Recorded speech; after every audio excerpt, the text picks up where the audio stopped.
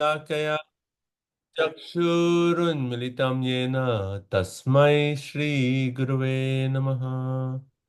नमः ॐ विष्णुपादाय कृष्णप्रेष्ठाय भूतले श्रीमते भक्तिवेदान्त स्वामिन् इति नामिने। नमस्ते सारस्वते देवे गौरवाणी प्रचारिणे निर्विशेषा शून्यवादी पाश्चात्य देशतारिणे। श्री चैतन्य मनोभीष्टं स्थापितं येन भूतले स्वयं रूप कदा मह्यं ददाति स्वापदान्तिकम्। वन्देऽहं श्रीगुरु श्रीयुतापदकमलं श्रीगुरुन् वैष्णवांश्च श्रीरूपं साग्रजातं सहगना रघुनाथान्वितं तं सजीवं साद्वैतं सावधूतं परिजनसहितं कृष्णचैतन्यदेवं श्रीराधा कृष्णपादान् सहगना ललिता श्रीविशाखान्वितांश्च। हे कृष्ण करुणा सिंधु दीनबंधु जगतपते गोपेशा गोपिका कांत राधा कांत नमोस्तुते। तप्त कांचन गौरांगी श्री राधे वृंदावनेश्वरी वृषभानुसुते देवी प्रणमामि हरिप्रिये। वाञ्छाकल्पतरुभ्यस्य कृपा सिन्धुभ्य एव च पतितानां पावनेभ्यो वैष्णवेभ्यो नमो नमः। जय श्री कृष्ण चैतन्य प्रभु नित्यानंद श्री अद्वैत गदाधर श्रीवासादि गौर भक्त वृंदा। हरे कृष्णा कृष्ण कृष्ण हरे हरे हरे राम राम राम राम हरे हरे। ग्रंथराज श्रीमद् भागवतम की जय। श्रील प्रभुपाद की जय। ओम नमो भगवते वासुदेवाय। ओम नमो भगवते वासुदेवाय। ओम नमो भगवते वासुदेवाय।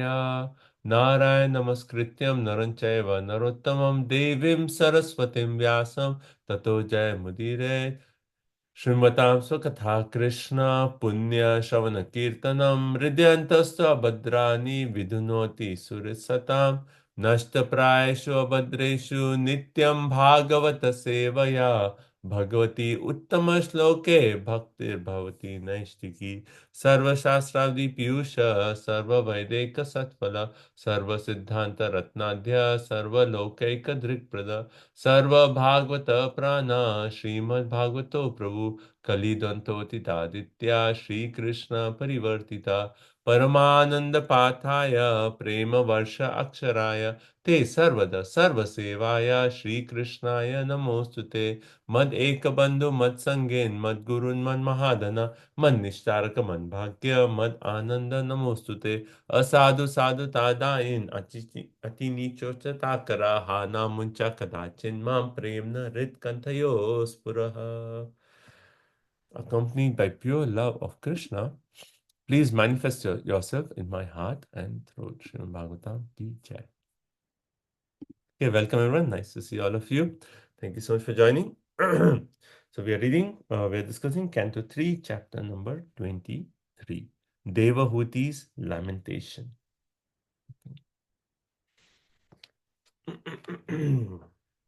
So, continuing our story from the Srimad Bhagavatam, we have come to the point here that, like last class, we basically described that how Devoti got married to Kardamuni, and then after that, we read that how Swayambhuva Manu, who had actually particularly come for this reason to actually give his daughter in marriage to Kardama. After the marriage, then he actually left back to his capital, and then we read different points about the about Swayambhuva Manu, that how we can, because Swayambhuva Manu is the father of mankind, how we can learn from his personal example. So the 10 beautiful points that we learn from the life and character of Swayambhuva Manu. And then coming back to this here, Bindu Sarovar, where Kardam Muni is actually situated. Now they are married. Now what happens? And then we see that how Bhagavatam actually shows this picture of how Devahuti is serving her husband. Her husband is actually a great devotee and also a great yogi. He did austerities for like 10,000 years of austerities, right? Now, after marriage, how did they live? And we see how Devavati has served her husband so nicely. And we read about how the qualities that Devavati had to serve her husband, that those qualities can actually be meditated upon for every disciple in his service to his guru, right? So there's so many different qualities. So we'll quickly review. So let's see. Right. So we saw that, I'll just list few of the important qualities. One is we actually studied about how Devoti was Patim Ingita Kovida, right? That she actually understood the desire of her husband. And we talked about this, that a true disciple, a good disciple is one who actually understands the desire of the guru. And even before the guru says, "Oh, I want you to do this," the disciple already knows, "Oh, this is what the guru wants." And he actually goes and does the service, right? So first point we read about is for disciple to guru to understand the mood and mission of the guru and what the guru needs and serve even without being asked for. Then second, two very important points is Vishrambhena and Gauravena, right? So a disciple serves a spiritual master with intimacy, that is Vishrambhena, but that intimacy should not lead to what? Familiarity, right? Sometimes it's like the disciple is serving the guru so closely, he's traveling with the guru, then that every moment of association, then there may be a tendency that disciple becomes familiar with his guru, right? So the point is, yes, you have to serve, that intimacy should be there, but along with that, there has to be always a mood of reverence. This is my spiritual master. I am just a tiny, insignificant jiva, completely dependent on the mercy of my guru. That point should always be there, right? And then other points we read about Atma Sauchena. The service should be pure in the mind and body. It should be with love, Sauridena. And then sweet words, Vacha Madhuraya. He actually was speaking few sweet words. And then she gave up lust, greed, envy, pride, right? All these. And yeah, so those are the qualities. And then we read about how Devoti, when she was serving her husband, she served so nicely and so faithfully that she forgot even taking care of her own self, right? And hence, she actually became emaciated. She became weak, right? And she was serving for a long time. So imagine she is a princess. Princess of who? Swayambhuva Manu, daughter of Swayambhuva Manu. Such a great princess, the princess of the entire world in one way, right? The princess, the daughter of the emperor of the world. So, in spite of her having the position of princess, now as a wife of Kardamuni, she actually was serving in such a way that she did not care for her body, she grew weak, and she actually became emaciated. And one comparison, what does Bhagavatam compare Devuti's service to Kardama to? What was the comparison? Anyone remembers?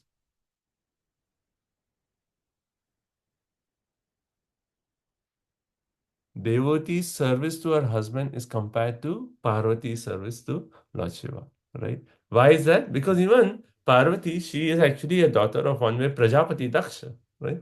And then she actually is living in a place which is where Lord Shiva does not even have a house. He's living in such an austere condition, but she's actually there just rendering the service. So similarly here, Devotee is such a great princess, but now she's given up everything just to offer that service, right? Okay. And then seeing this condition, that how she had actually not cared for her body, she had become emaciated, Kardamuni speaks. And then he actually says, he becomes overcome with compassion. And then he says, I'm so pleased with your service. And he says that body is so dear to everyone.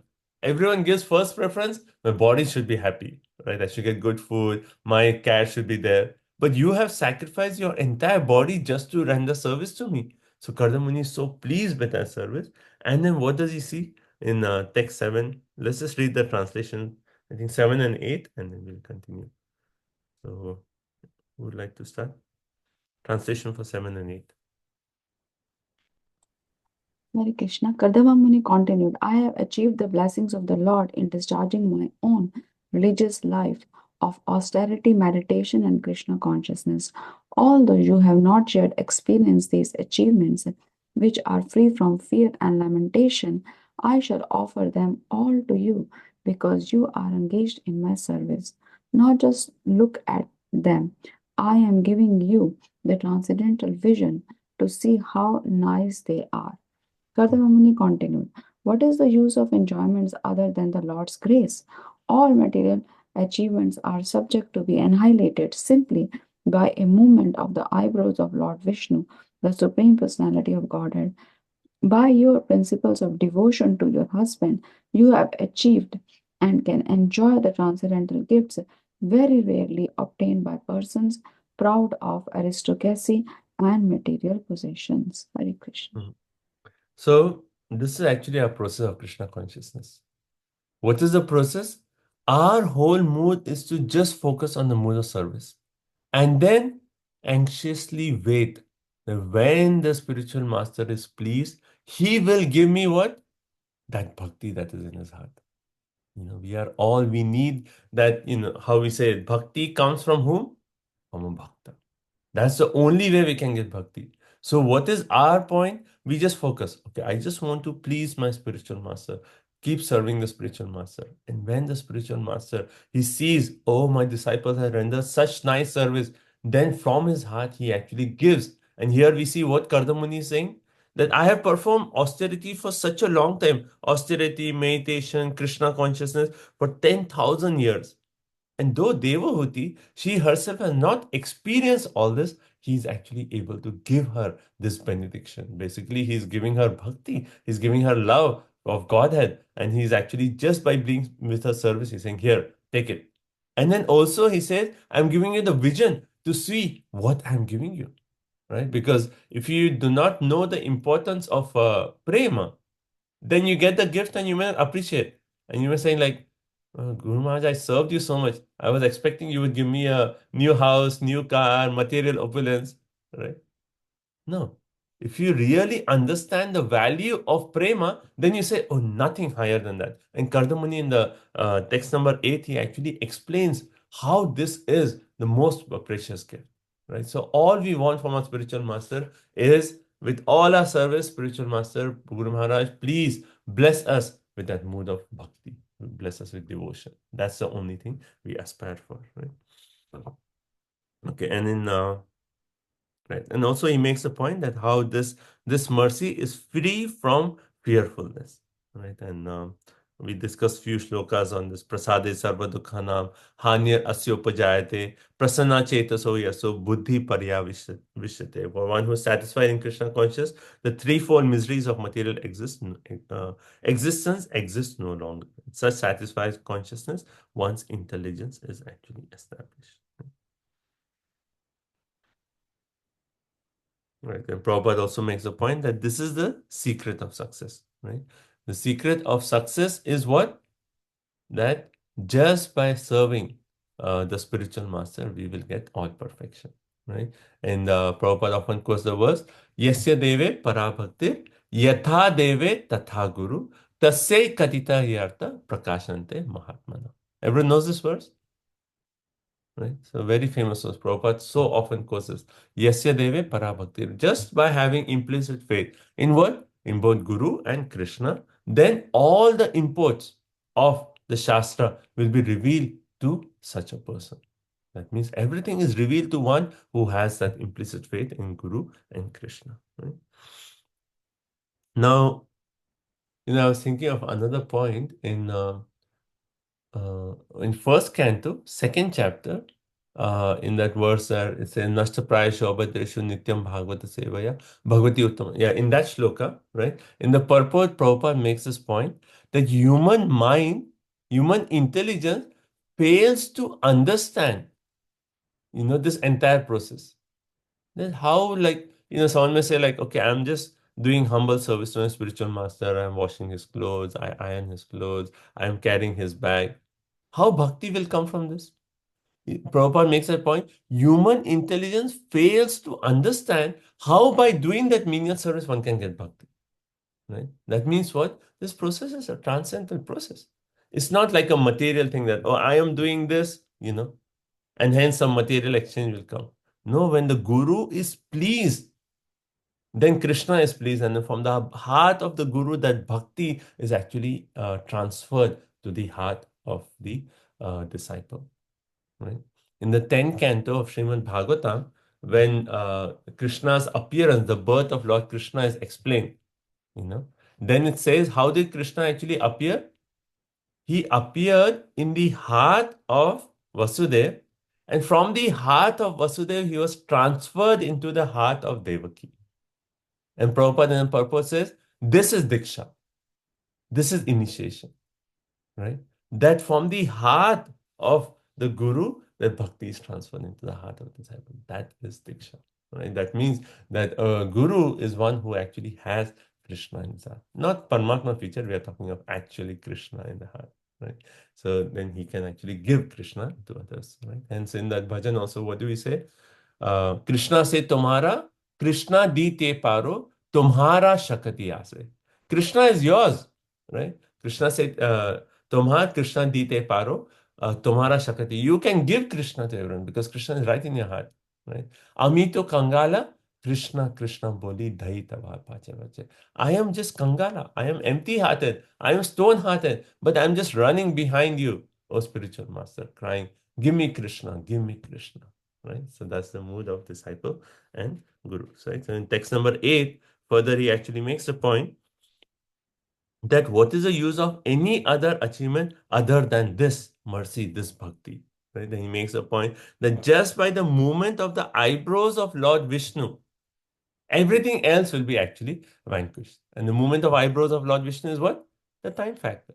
Kalosmi, right? With the Kal aspect, Krishna will annihilate everything except that aspect of bhakti.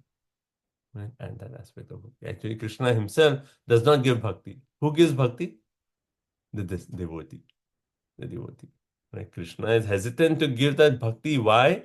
Because if Krishna gives, he's thinking that if I give this, then I will be controlled by that devotee. Hence, Krishna hesitates to give bhakti. Imagine it's like a person, like, we have this power of attorney, right? Everyone have heard of the power of attorney? Like sometimes, if someone is really disabled, or say like, okay, I give the power of attorney to so and so person. He has control over my finances, my life, what kind of treatment, power of attorney, and entire thing to someone else. That means what? That person is saying, okay, now I'm under your control. Whatever you say, I will actually do it. And bhakti, that, particularly when we talk of Ananya Bhakti, it has that quality.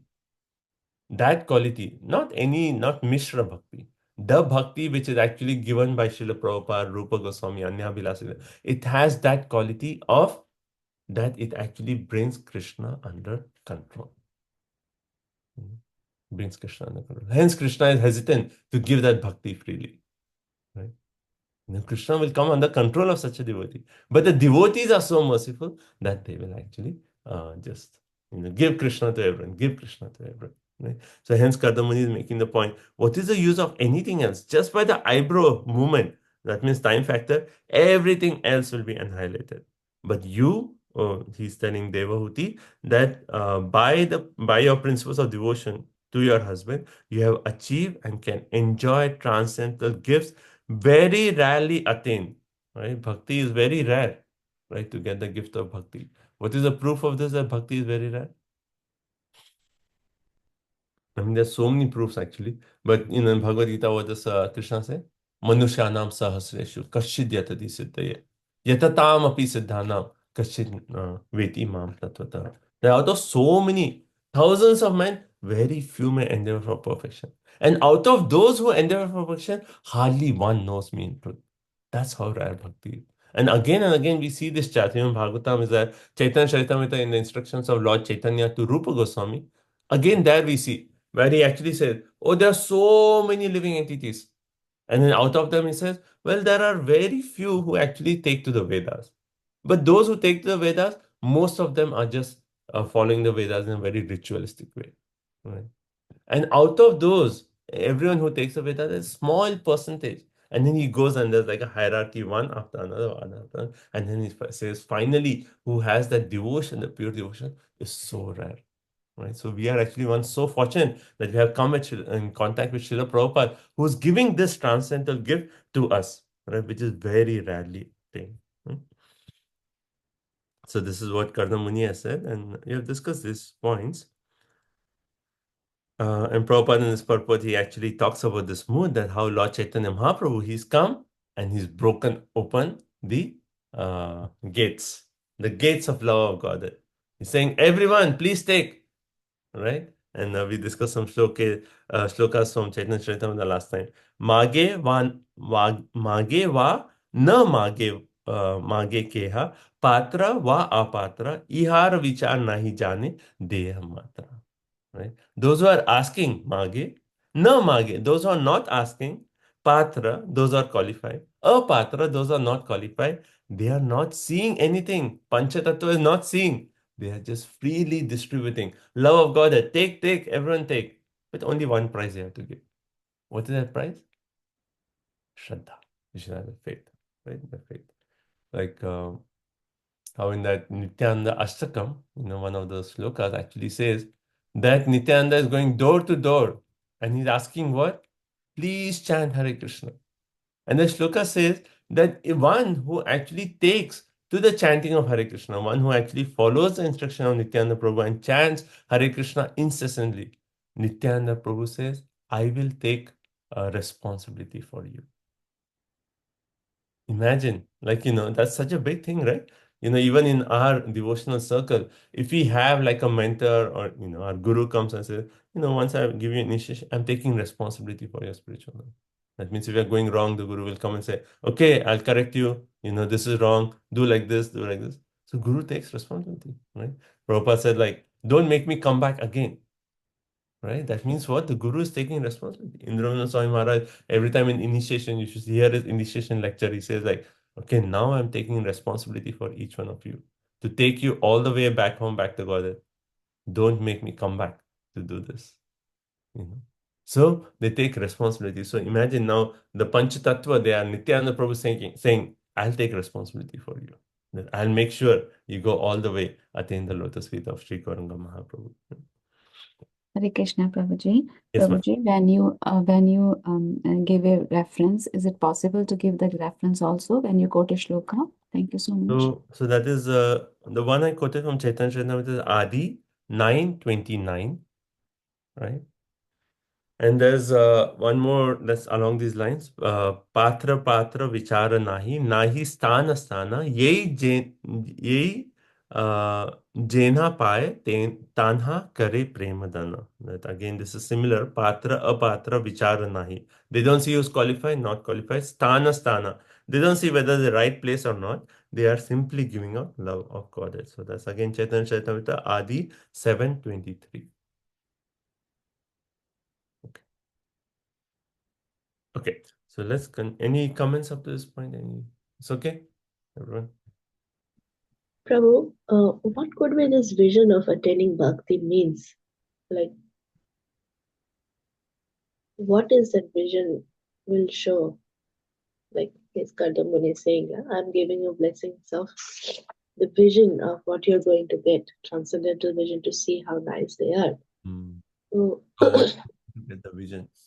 So my understanding when we actually see this point about I'm giving the vision, I mean it could be so many things, right?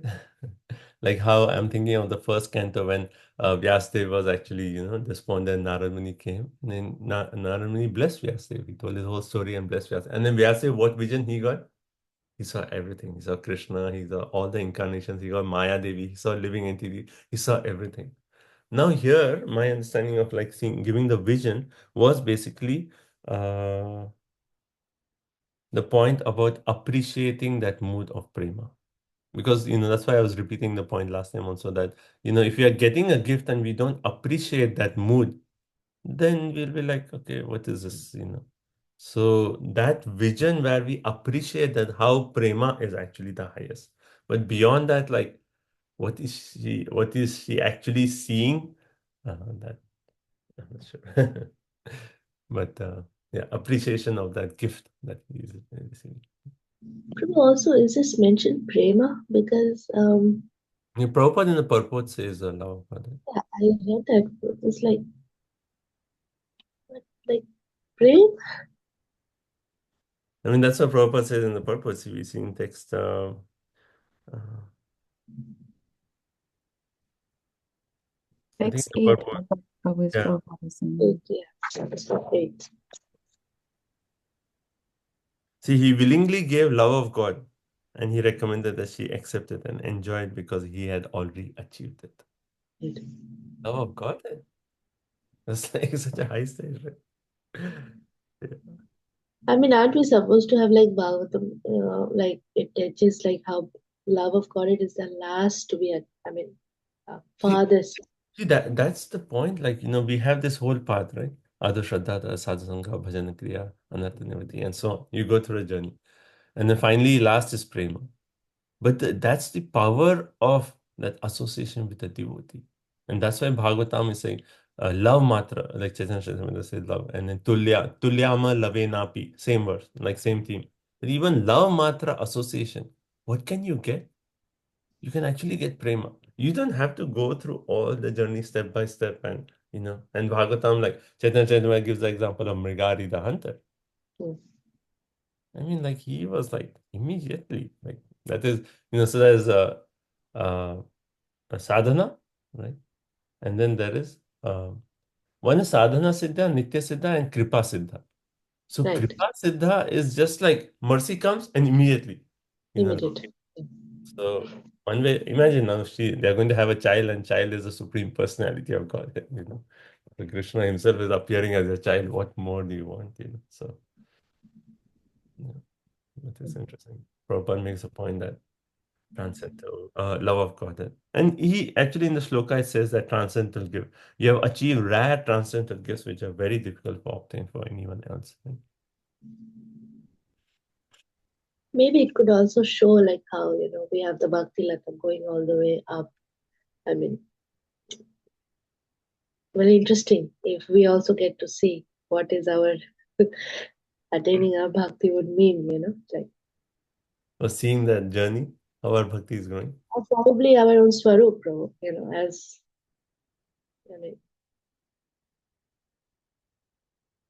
I mean, Guru only will give, right? Yeah. So the point is like at the right time when we are qualified, we'll be able to see higher and higher things, right? So, and just by that mode of selfless service, Kardamuni is showing, now what is showing that but we can actually saying that, okay, she's actually seeing, appreciating that gift, what he actually receiving. Right? But now the point is, now we'll see further. Now Devahuti, like she's getting prema. Does she says, okay, that's it, my perfection? Or does she have something else in mind? Right? So that's the text number 9. So let's continue. And this I think 2, 3 verses we will discuss. But the whole from 13 onwards, we can go so quickly until towards the end of this chapter because not long purports and it's more of that description. So we'll be going much faster today. But maybe next 2, 3 verses we'll discuss a little bit in detail. So text number 9. Let's start. Bhagavanam abalankila yogamaya vidya vichakshannamavekshagatathirasid samprashraya pranaya vivalaya gireshad vridavaloka vilasad dasitananaha. Hare Krishna. Upon hearing the speaking of her husband, who excelled in knowledge of all kinds of transcendental science, innocent Devahuti was very satisfied. Her smiling face shining with a slightly bashful glance, she spoke in a choked voice because of great humility and love. Yeah. So, sorry. Okay. So here it says, Evam Brwanam, thus speaking to Abala. Abala, why Abala? Because Devoti is innocent. That way the word Abala is used. And Kardama. And how is Kardama described? Akhila Yoga Maya. Akhila Yoga Maya Vidya Vichakshana. That means he is excelled in knowledge of all kinds of transcendental service. So Prabhupada actually making the point. What does this mean? Akhila Yoga Maya Vidya Vichakshana. The Prabhupada is actually saying the one who is already engaged in Krishna consciousness, that means he's already done all kinds of all kinds of sacrifices, all kinds of austerities, everything, and Krishna consciousness final. So Bhagavad Gita, what is the shloka for this?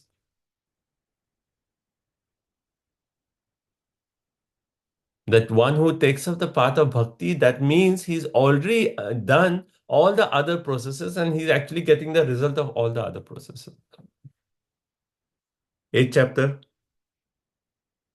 Vedeshu yaggeshu tapasu chaiva, right? So Vedeshu yaggeshu tapasu chaiva, right? Jnane cha punya, what's it? Jnane cha punya karma. Anyway, so basically the verse is saying that by doing Veda, Yagya, Tapa, all those, and then it says by doing devotional service, one is getting the result of doing all these other processes. So Prabhupada in the purport says, just by one stroke of bhakti, everything else is covered. So here the word that Akila Yoga Maya Vidya Vichikshana means he's excelled in all kinds of devotion, transcendental service because he's engaged in Krishna consciousness, right? And then what was devotee's reaction? So the main focus here on this verse is her reaction. So first one, she says, Avaksya Gata Adhi, after hearing Asit, she became very satisfied. And then, second point, Vilasat Hasita. Hasita means smile, right? There was a shining smile on her face. Then Isat Vriddha, slightly she was bashful, like she had a bashful glance. And then Vivla Gira, her voice was a little choked up. Then Samprashraya, with humility. Pranaya, with love. And then Aha, she spoke. And so it is described that devotee, that how her reaction, she was smiling, she had like a shy glance, and her voice was choked up, and with humility she started speaking. Why all these? Why Bhagavatam is giving so much emphasis on her, reaction to hearing this?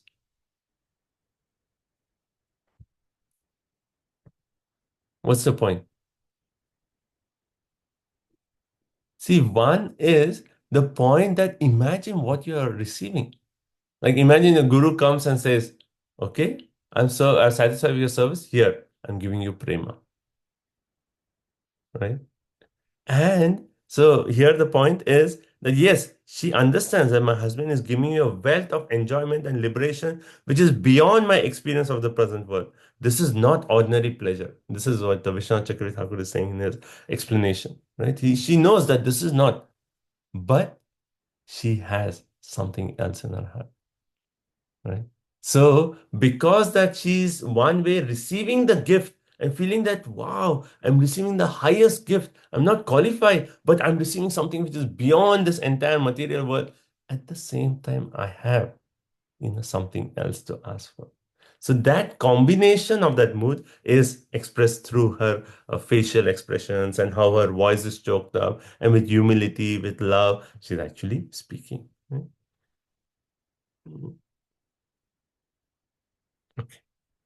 Okay, next verse. Let's go to text 10. So let's see what Devavati, aha, right? So she spoke. What did she say? Devahutir uvacha Radham Batadvija Vishaitalamoka Yoga Maya Dvipe Tvahi Vibhol Tad Avaimi Bharta Yaste Dhayi Samaya Sakridanga Sango Bhuyad Karishyasi Guna Prasava Satinam. Sri Devahuti said, My dear husband, O best of Brahmanas, I know that you have achieved perfection and you are the master of infallible mystic powers because you are under the protection of Yogamaya, the transcendental nature. But you once made a promise that our bodily union should now fulfill, since children are a great quality for a chaste woman who has a glorious husband. Thank you. So what is her mood now? Like while we are reading this, understand the sloka, understand that her mood is out of humility. Imagine the Guru comes and is giving you love of God, and you're feeling like, Guru Maharaj, I'm not qualified.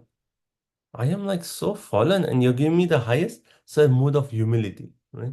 Humility, and then with choked up voice, she's actually saying, and then she says, Dvija Vrisha, O best of the Brahmanas, Vadam Bata, it is indeed, it has indeed been achieved by you, Yoga Maya Adipe.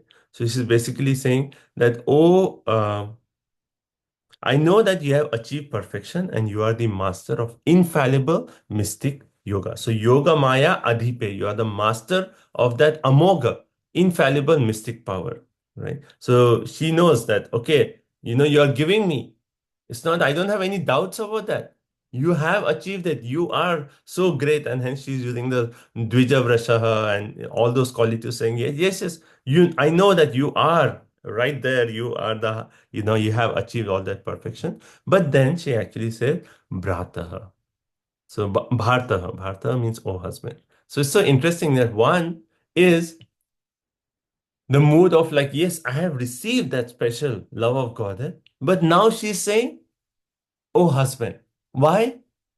Because she's interested to actually say, oh yes, as a spiritual master, because husband here, the role of devotee and Kardama is not only the husband wife but also the guru, right? She's serving as a guru, right, to Kardama. So as a guru he has given the gift, but as a husband she wants to ask something. So hence she said, Bhartaha, oh husband. And then she said, Abhya dhyaya samaya sakrat, once you gave me a promise.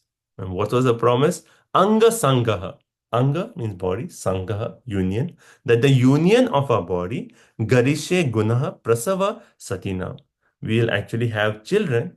And so kind of she's indicating that you have promised that our bodily union, we will have children. So hence, you please bless us with a child. Right? So Vishwanath Chakravarti Thakur says that no, Prabhupada and Purport, he actually said that both of them are spiritually very elevated, but she desired first she should be pregnant and then empowered with love of God. So she's getting that prema, but she's saying, first, I want to get pregnant. And then uske baad I will take love of God. But first, I need a child. And Prabhupada in the purport, he actually says that devotee, she expressed her happiness, hence the word bata is used. Aho bata. Bata is an expression of that happiness. And here Prabhupada also makes the point that how it is described that the Kardama is the master of all infallible mystic powers, right? So Prabhupada says the Kardama, under which energy was he?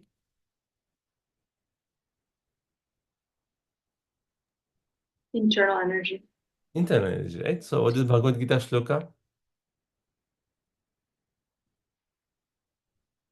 Daivim Prakriti Ashrita. Mahatmanas to Mam Partha Daivim Prakritim Asha. Those who are Mahatmas, they are under which shelter? Daivi Prakriti. They are under the shelter of the internal energy. They are not under Maya Shakti, right? As sadhakas, at least for me, I can say, yeah, I'm in the shelter of Maya Shakti. Right? But as you become a Mahatma, then you are under the shelter of Devi Shakti, internal energy of the Lord. So Prabhupada focuses on that point, and hence he is actually making the point that when devotee is saying that you are the master of infallible mystic powers, you are under the protection of Yoga Maya. So that is the Devi Prakriti. And as Jivas, we have only two choices.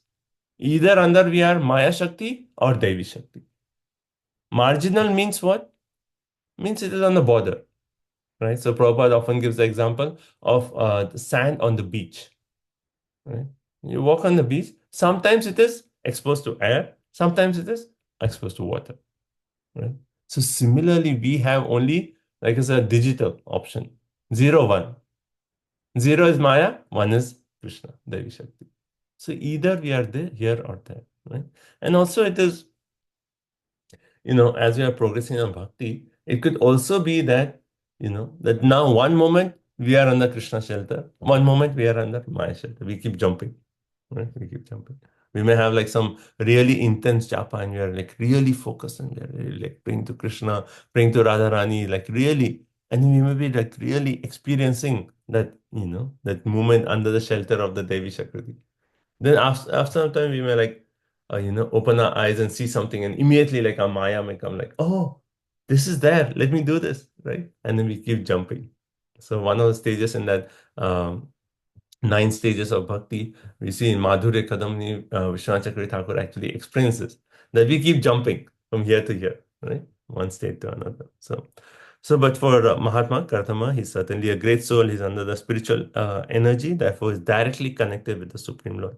Prabhupada makes a point in the purport. He says, the symptom of this, okay, what is the symptom of one who is directly connected with the Lord? He is actually Krishna conscious. He's constantly engaged in devotional service. So if someone is constantly engaged in devotional service to the Lord, that means he's under the protection of the Devi Shakti. Right? Okay.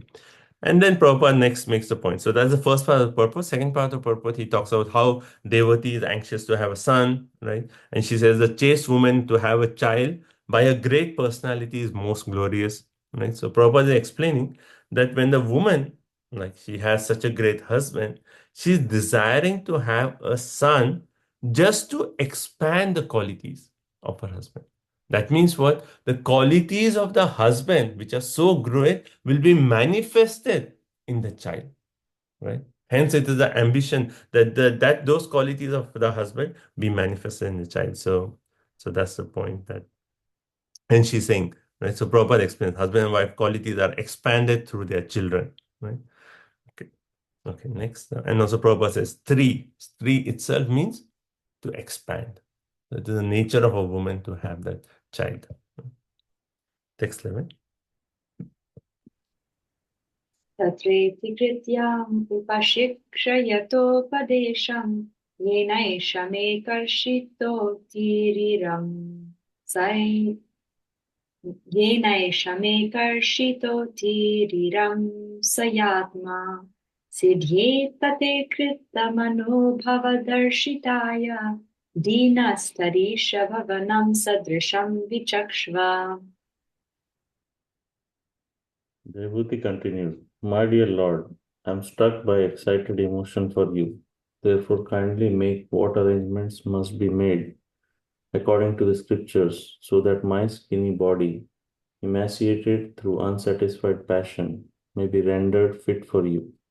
Also, my Lord, please think of a suitable house for this purpose. So she's expressed her desire to have a child, and she's saying, Isha, oh my dear Lord. And then she says, Darshitaya Krita Manaha Bhava. So my Manaha, my mind, is actually overcome with what? With that lust, that emotion. Right? Just by seeing you in this, seeing you give this, because he's expressing his, his gratitude for the service. So seeing you in this mood, I'm struck with lust. And then Tatra iti Kritam Upakshaya. So please do what is necessary to be done. Now, what is necessary to be done? So here, the point is actually explained. Prabhupada explains that the Vedic literatures not only teach us how to get out of this world, but also how we can prosecute our material life very nicely, right? So not only how to get out, but so that's why Gauranga Darshan Prabhu says, Bhagavatam is teaching how to live and how to live. How to live and how to live. So both are there. So when we talk of how to live in this world, so Prabhupada says that it is Kama Shastra. Kama Shastra actually tells circumstances for creating good children, right? So actually to have a glorious sex life for creating progeny, how the house should be, how the decorations in the house should be, how the wife should dress up, how all those decorate, like everything, all details are there, for that union, right? So that the husband will be attracted to the wife in a nice, favorable situation, favorable mental condition, right? So it is not, see, right now in the society, that attraction is just based on like physical gross attraction, that's how, maybe girls may not dress properly. Why? Because they are just attracting the physical. But the attraction is not only physical. When there is a union, the mental condition is actually very important, because Prabhupada is saying, what is the mental condition of the husband? That is what is going to enter into the womb, and that's going to affect the mental condition of the child. So imagine what the mental condition of the husband is so important, because the child is directly going to get that mental condition, right? So hence all these aspects are actually mentioned. How the wife should be dressed, what should be the condition, and then also There's also Tithi, that, okay, in so and so time, so and so nakshatra, all those details are given. Why? Because it's like a child is coming into the world. So important. So we want to get the best child in the world who is actually, who can take up Krishna consciousness and so on, right? Right.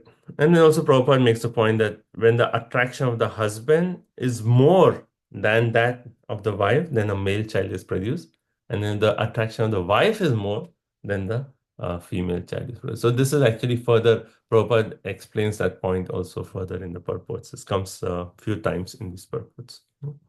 So hence she's saying that, so my body is emaciated. She's weak, her body is emaciated. So she's saying that, okay, I'm asking for a child, but in this condition, how can we have union? So you please create, you do what the needful is, because you know Shastra. You know what is the best thing to be done. So you please do it before we can actually unite. Right? And also provide the house, provide, like my body should be again rejuvenated and things like that. So you please take care of that, and then we can unite. Okay. Okay, so next was text 12. So let's see what Kardam Muni replies. Prabhu, how do we understand that she's getting love of God, but she still wants something material? How can we understand? Yeah. Like one point is that she is inspired by actually Krishna himself. She is spiritually so enlivened. Even she is actually not an ordinary soul. Even when we read about the introduction of Devahuti before this pastime started, that itself, it was actually mentioned that Devahuti herself is actually, I think the Sanskrit was, she is actually some yoga, like, I forget the Sanskrit word, but basically she is also so elevated in Krishna consciousness. So her inspiration to have a child is also coming from Krishna, because why? Two purposes. One is the whole purpose that Kardamuni did all the austerity is to create progeny. So that purpose is the will of the Lord. And second is the Supreme Personality of Godhead. Kapil Dev himself will appear from her womb. So her inspiration to have this is also actually directed by the Supreme Personality of Godhead. So it is not like um, a material desire for sense gratification that, though but it is actually inspired by Krishna. Thank you. Okay. So, I want to understand these two difference of in third canto we are reading two deities also desire to have union, and also how we have. So, can you give us a few points of difference? Yeah. So Diti also, like, her desire for union was actually right. Even she is actually, Prajapati and their wives. So she is also in that same line to actually create progeny. So her desire was not wrong. But what did she not do? She did not listen to her husband. Husband said, yes, I'll give you a child, but now is not the right time. Lord Shiva is the evening time. What will he say? Like he's your brother-in-law, right? So what will he say? So, wait for the right time and then I'll unite. So the mood that Bhagavatam is focusing is how Devahuti served her husband submissively. And then who did she get? The Supreme Personality of God as son. There, the wife did not, like, the emphasis is not given about her service to her husband, and also it is spoken on the other side that she was not willing to even hear the request of her husband, and it wasn't like a big thing. It was saying just wait for this evening time to end, and we'll unite. And she couldn't even wait for that. And so her motivation, Diti's motivation, was her lust was actually bothering her so much that she couldn't even follow her husband. Here, you see the same point is the same mood is there, and she also said that I'm excited by lust, but because of her service, this is actually under the instruction of Krishna. This is under the guidance of Krishna. So that mood is what is actually important. The mood of submission, the mood of service, and the mood of Kardamani being such a great devotee of the Lord. So, although also we can we can understand. I mean, that's what's the point is like how her service was not emphasized because both are in the Satyuga, the perfect, Varnashram is at the crux, perfectly followed, and still, how is that the her chastity was there? Still, she was so much, engrossed with lust. I mean, seeing her life, we can face it. They are the women of the same time. Like, how is that possible that they have problems? So practically, it is only, I think it is only Krishna's, because that side has to be born, giving birth to Hiranyaksha, Hiranyakashipu, and here Mm. Kapila Muni. Yeah. Because as per time, Prabhu, they are both Yeah. at this. Yeah. So actually, that's a good point you make. That yes, we can say that okay, both of them are under Krishna's direction because the pastimes have to continue, right? So that point is there. So we can understand the multiple levels. So one level is just like yes, Krishna's hand is there. Second level is what was the difference as you asked, and then we can see practically what does it mean for us, right? So both levels are there. We have to see both aspects of it. So if you just say yes, it's Krishna's plan, we may miss out on the lesson that we can learn from. Nice points. Okay. Prabhuji, in Yeah. that Satya Yuga, everything happens with meditation, right, Prabhu? Why they are saying bodily union like Kali Yuga or it's different, right? That time there is no need of bodily union, right? Everything comes with the mind and all, right, Prabhu? No, Like, Satya Yuga, the process for spiritual perfection is through meditation, right? But even the union is when the progeny is there, yes, it is bodily union is there for sure. but Kunti Maharani, see, I mean, she was a special case, and she wasn't in Satyavika also, but she had this blessing, and because of the blessing through the mantra, she could actually come, and Karna, like first Karna was born from the year. Like all that is possible, but in general, what is the system? Bodily union, right? The thing is like from Satya Yuga to Kali Yuga, the progression as it goes, things actually go more and more gross. The union is there, but they get more and more gross. Like now in the society, sex is actually just considered like, oh, say they say one night fun. I mean, it's like totally degraded from what it is supposed to be. But the union is there. In Satya Yuga, yes, bodily union is there, but the union is actually pure. Right? See, pure. So even now, having come in Krishna consciousness, then the union, yes, union is there, but the union is not motivated just out of lust. The union is actually motivated with what? To create night progeny so that they can become devotees. And what was the two options we read? Anyone remembers in one of purport we said the husband and wife can have two choices and Krishna conscious devotees. One is pray that, okay, let this son or daughter become Krishna conscious. That is one. And second is what Bhaktivinoda Thakur did.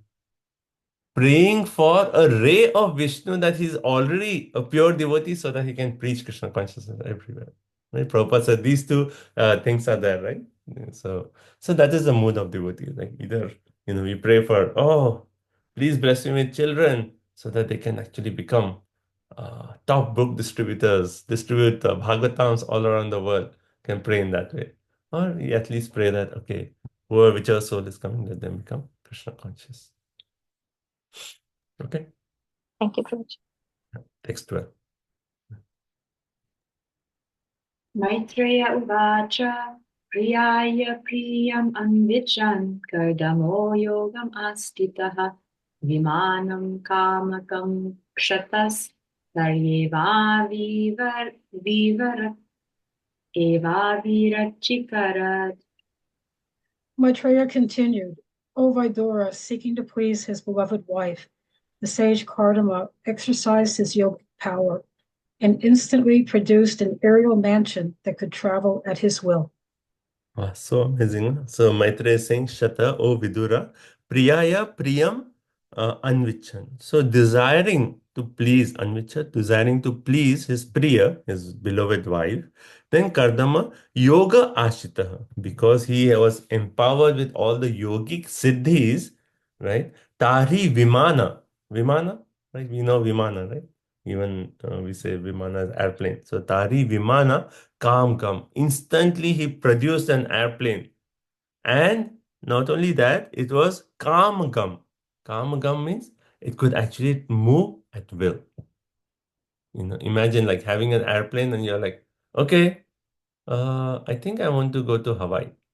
And you go, I want to go to India. Okay, I want to go here. Just at your will, you just think and the airplane will respond to you. That was the airplane. And he just created in a moment, right? In a moment. It wasn't like, okay, now I have to create an airplane. Let's get some aluminum. Let's get this. Let's get the engine. It's not like that. That's the power of yogic siddhi. So Prabhupada emphasis on that point in the purport where he says the 8 kinds of yogic perfection. And he talks of, it can become smaller than the smallest, right? Greater than the greatest, lighter than the lightest. Like Prabhupada says that he had experienced this, that, uh, what was it? Like, yeah, I think Prabhupada says like a story that he had experienced is that there was some person and he was come like, for asking for bhiksha or something like that. And then, so they were on the ground floor and the first floor, I mean, here is first and second. So first floor and on second floor, there was someone who wanted to give something. And this person could just like extend his hand all the way there and take the thing. Prabhupada says some story like that. He gives an indication. And also Prabhupada mentioned another thing about how he had seen like a person who was actually tied up in boxes. They will like put the person inside a box and lock him, and then put another box, lock him, and then completely make sure he cannot come out. And the yogi can just with the yogic siddhi just come out easily, no problem, because they become smaller and smaller. So they'll come out through the keyhole, keyhole. They'll come out, and they'll come outside. So it's all yogic siddhi. See, I mean, even now you can see. And I won't give the reference, but there's one person. At least when I was in my undergraduate, I was very interested to see his magic tricks, because he was really like like he had some yogic siddhi residual from his previous life. And he said that even the parents used to say that even when he was a small child, the phone used to ring and he used to say, who's on the other side? He could say, oh, father, so and so person is calling. And then, there's also like things that I mean, there's also videos like he actually walks on water. You can see, like during my undergrad, I was so fascinated by his shows. I used to watch his shows where he shows all these magic tricks and things like that. But this is how do we understand this? That, yes, they have yogic siddhis from the previous life, and they may, be promoted to higher planetary system. But at the higher planetary system, when the siddhis are almost like, emptied out, they come back to the earth. But because the siddhis were there, they sometimes take birth and they get some residuals of that siddhis left. And sometimes with that residuals, they say like, oh, see, I am God. It's not, you're not God. You just have some residuals of some yogic siddhis. Yes, maybe previous life you had all those siddhis, and now you just have some residuals. So that doesn't make you God. But yeah. So Prabhupada here in the purport talks of the different. Prabhuji, His Holiness Radhanath Swami Maharaj has written in his book, right? He's in Himalayas. He saw the yogis who can elevate themselves, and the devotees have also seen Prabhupada through a keyhole. He also can elevate himself. Prabhupada also had these siddhis. Yeah, devotee has the siddhis, but he doesn't as such show it. Yeah, he Only doesn't if show it. needed for service, then he may use something sometime. But So the devotee who saw Prabhupada through the keyhole, he asked, and Prabhupada said, "Oh, I was just practicing." He just brushed it off. Prabhupada also said then when he was in the Kumbh Mela, 1972, he actually said that even now there are yogis, they'll take a dip in the Himalayas. They just go in the Ganga in the Himalayas, they'll come out through in Prayag. One dip there and then out in Prayag. And how many? That's like at least like what, 700, 800 kilometers, right? So they can do that. So there are siddhis, and also, who was saying that? When I was hearing in a class about the devotee had gone to Kumbh Mela, and there was this person who was like for 400 years. His lifespan, he was like 400 years old, and he was right there. I mean, people like so siddhis are there. So if a good reference to see this siddhis is in Uddhav Gita, Krishna talks about this. So 11th chapter, 11th canto, 15th chapter, text 4 and 5. So that you can see Anima, Mahima, Lagima, Praptir, Prakamyam, right? And then he talks of all the siddhis there. So that may be a good reference. Kamya, Kama, Vasaita, Vashita, Ishita, Prakamya, Prapti. So all those are different siddhis. Prabhu, I was thinking how Prabhupada was asked, can you show some? And he said, don't you see, I've converted thousands of hippies into happies. Isn't that a mystic? And also they say like how once PC Sarkar came to Prabhupada, and he was showing all different magic tricks, and Prabhupada was like laughing and he was amused that, oh wow, you can show all magic tricks. So Prabhupada was like watching. And then finally he said, so you showed so many magic tricks. Can you show the trick where one can get free from the cycle of birth, death, old age, disease? And then PC Sarkar said, no, Prabhupada, only you can do that. So that is the real magic. Get us free from the cycle of birth and death. Otherwise, it's just like you show some magic, you're still here, right? Prabhupada in which is that book? I think Easy Journey, I think one of the small books. Prabhupada says that all these cities becoming lighter than the lightest, heavier than it. He says like all these things materially we have already accomplished. Lighter than lightest, we sit in airplanes. We are going, traveling in the sky, right?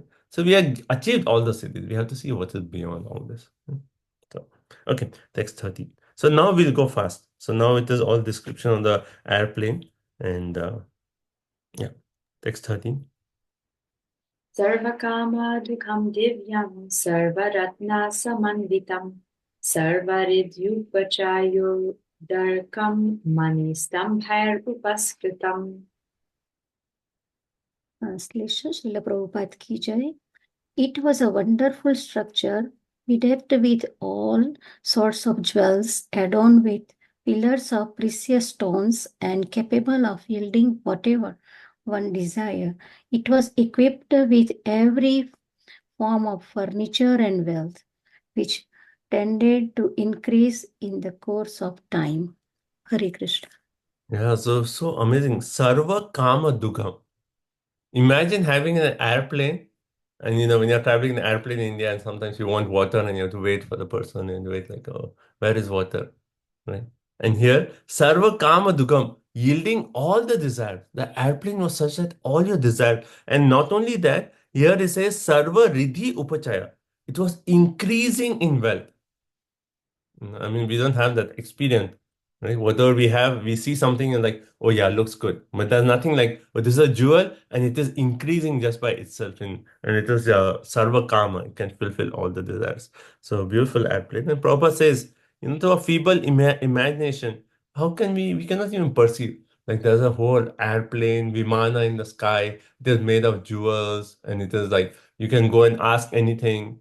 Right? You say like, okay, today I want kachori, tomorrow samosa, gulab jamun, whatever you want, you're like, okay, here, take, right? It will fulfill all your desires, right?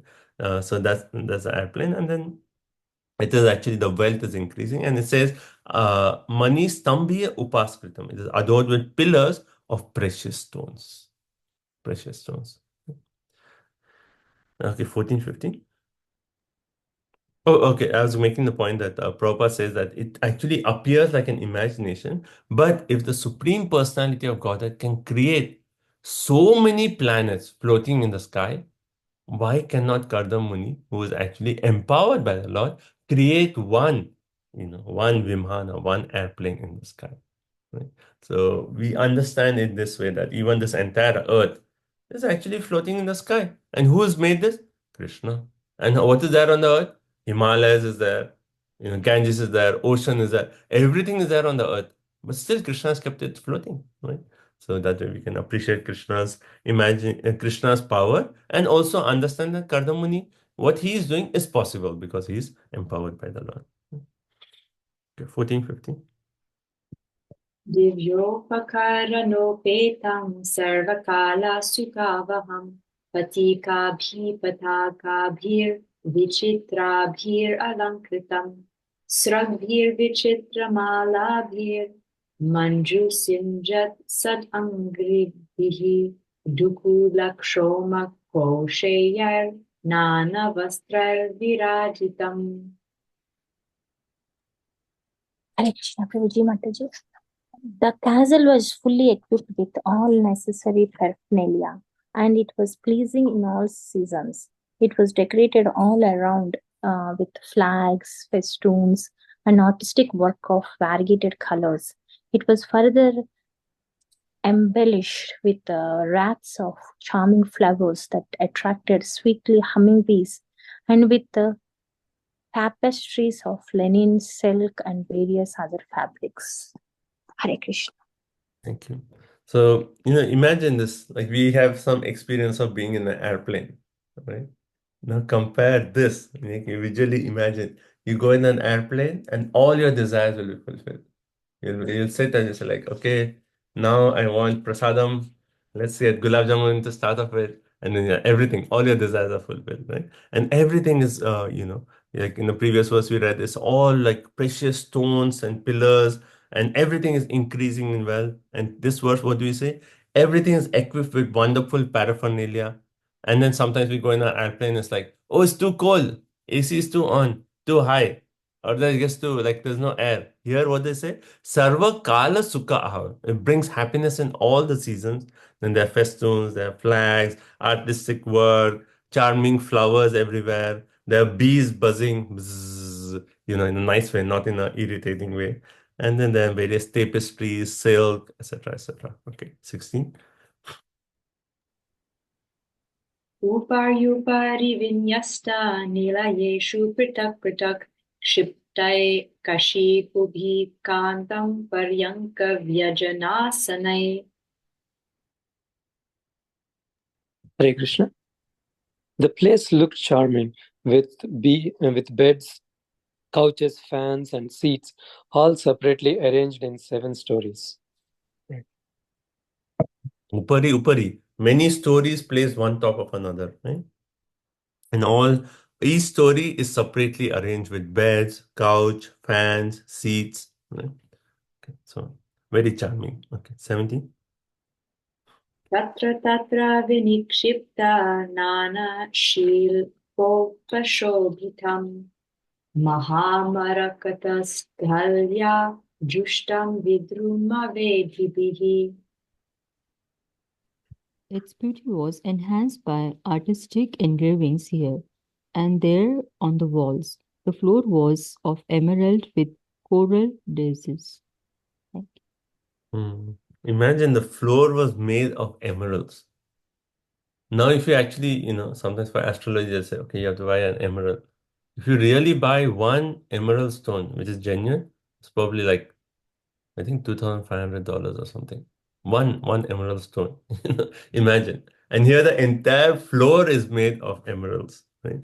And then it's so beautiful. There's artistic engravings everywhere, right? And there's coral raised platforms, etc. Okay, 19. Oh, sorry, 18.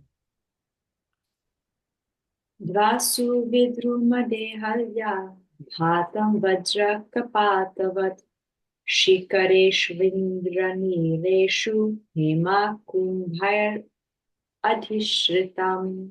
Oh, sorry, one point I forgot to mention in the purport for the last verse.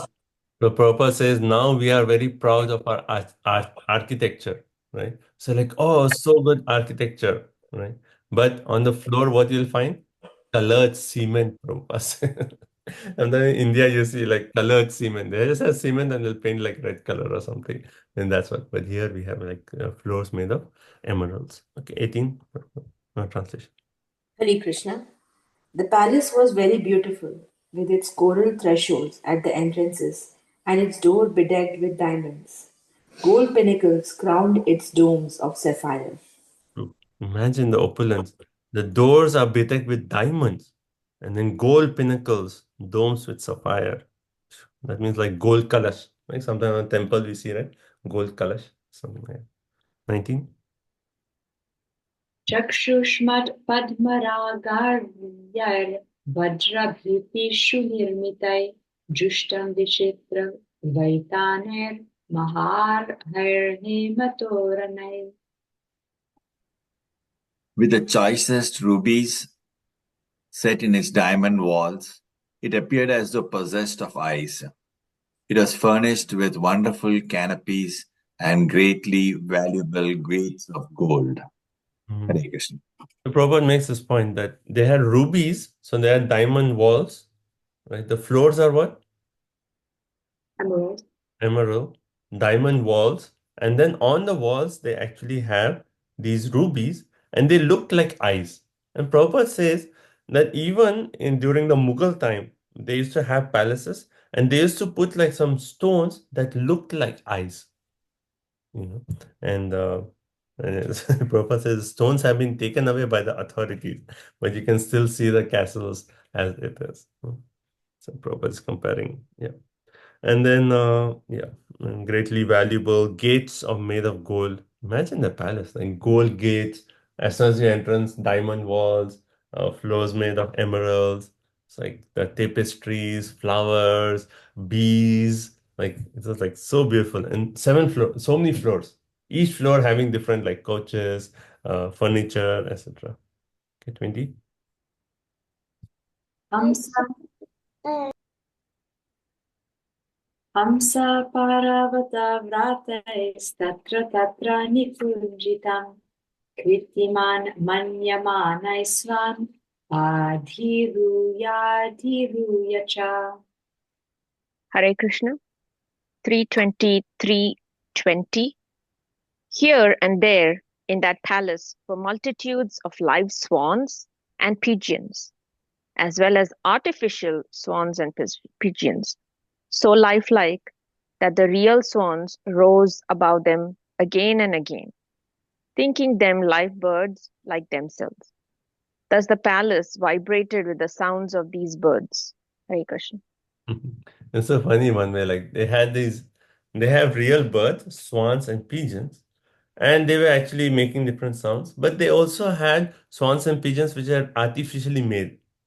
And these real ones are looking at the artificial and saying like, wow, so beautiful. Who is that? And they are like flying and saying like, oh, see, nice, beautiful. They are looking like real. Like, so that's what it's described here. Right? Thinking of the artificial ones as real, they rose repeatedly and making different sounds. 21. I mean, there's nothing to, I'm just reading the translation. If there's something to explain, then I'll stop, but otherwise we continue. 21. Viharasthana Vishrama Samvesha Pranganarjirai Yato Pajosham Rachitar Vismapanam Ivatmanaha. The castle had pleasure grounds, resting chambers, bedrooms, and inner and outer yards designed with an eye to comfort. All this caused astonishment to the sage himself. So it's so interesting. So Kardamuni, by his own yogic siddhi, is creating this Viman, right?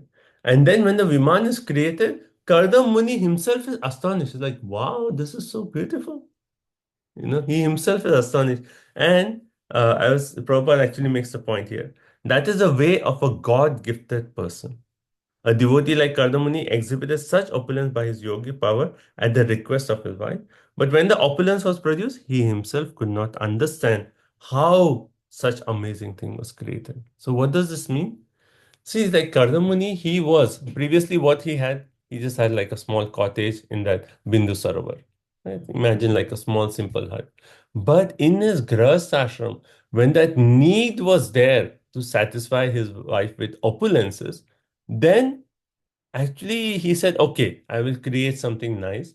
And then this entire thing was created. He himself was amazed. So it is actually, see, finally Krishna is who? The husband of the goddess of fortune. And he can give everything, right? He is the husband, he is the proprietor of everything. So for Kardama, at the right moment, it was actually kind of a fulfillment of his Grahast ashram to actually get this. And Krishna actually provided all that opulences to him. Right? So I was thinking about this point that, that Krishna is willing to give opulences to his devotees, but he actually holds back. Why? Because the devotee may become proud. And Krishna does not like pride in his devotees. So sometimes he holds back, right? That's why in 10th canto, Yudhishthira Maharaj asks, how is it? Devotees of Krishna are always poor. Devotees of Lord Shiva always so rich. Why is it? Right? And then the point is made that Krishna is, he's very careful. He's like, okay, if this is going to give opulence is going to make him pride, I won't give it. Right? But if the devotee is like, Srila Prabhupada, like there was this one magazine that disciples they came and they showed Prabhupada, and there was like money on the front cover. There was like money shown, and there was some kind of yogi or some one so-called spiritual person, and he was doing like this to the money, like I'm not looking at money. I'm so renounced. And Prabhupada said, "Take my photo, and I will do like this with the money." Prabhupada is so funny. So he's making the point that we are not scared, like for Prabhupada to his level, like all the money comes, we'll use it in Krishna service. We'll print books, we'll open temples, we'll preach Krishna consciousness all around the world. So money, welcome. We will accept anything. Whatever you give, we'll use it in Krishna service. Right? So that is actually real renunciation. And that's a pure devotee can actually have that. So Krishna is willing to give a devotee, But because the devotee may have that mood of pride, or because of that opulence may be a hindrance to his spiritual progress, Krishna holds back. Yeah. Okay. But here for Kardama, because he was so advanced, Krishna said, okay, Grihastha ashram you need, here, this is the whole thing manifested. You can enjoy. 22. Idrigriham tat pashyantim nati pritena chetasa sarva bhuta shaya bhigya ravachat kardama swayam. Hare Krishna. When he saw Devahuti looking at the gigantic opulent palace with a displeased heart, Kardamuni could understand her feelings because he could study the heart of anyone. Thus, he personally addressed his wife as follows. Hare Krishna. I mean, imagine after reading this opulence, you'll be like, it says in this sloka, Idik Griham Pashyantim. So Devotee is looking at this opulence. And then, Na Ati Pritena. She's not pleased. If you just read the first part of the sloka, you'll be like, what are you expecting? Like 7 stories of multi-story, and still you're not pleased? So one may think that, oh, maybe she wants like 100 stories, and that's why she's not pleased. No, but that's not her thing. So here, Kardama, it says like, Sarva Bhuta Ashaya Abhigya. Because Sarva Bhuta means all living entities, Asha, desire, Abhigya, because he could study the desire of every living entity. Kardama Muni understood why Devahuti was displeased. Right? Therefore, he spoke as follows. Why was Devahuti displeased? Without reading the further. Because she became so thin. And yeah, so her body was is a big opulence, but see my condition. I'm in torn clothes and my body is so emaciated, and she was actually displeased. But it's interesting that point about Sarva Bhuta Asha Abhigya, that I was thinking about this point that as we progress in our spiritual life, because we come more and more contact with the super soul in our heart. And the super soul knows everything. So, as we progress in bhakti, what happens is the super soul will reveal the desires of the other people as much as is required for the progress of that person. Like many times we hear in Prabhupada memories, the disciples say that when Prabhupada looked at me, and it seemed that Prabhupada was looking right through my consciousness. He knew everything. My heart, my desire, my anarthas, he knew everything. And that's what this point about Sarva Bhuta Ashaya Abhigya. You come to know because Krishna is in the heart as Paramatma. So he'll reveal, okay, this person has this desire. So tell him, instruct him in so and so way so that he can progress nicely in bhakti and so on. Next 23. Hare Krishna. Yeah.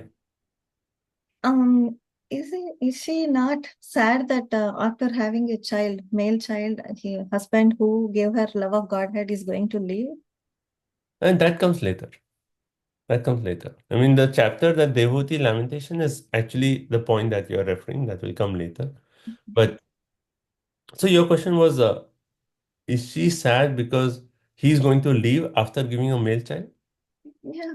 No. I mean, He already gave her a love of Godhead, and leaving her husband is also completely. no, but see, in starting marriage, there was a contract, right?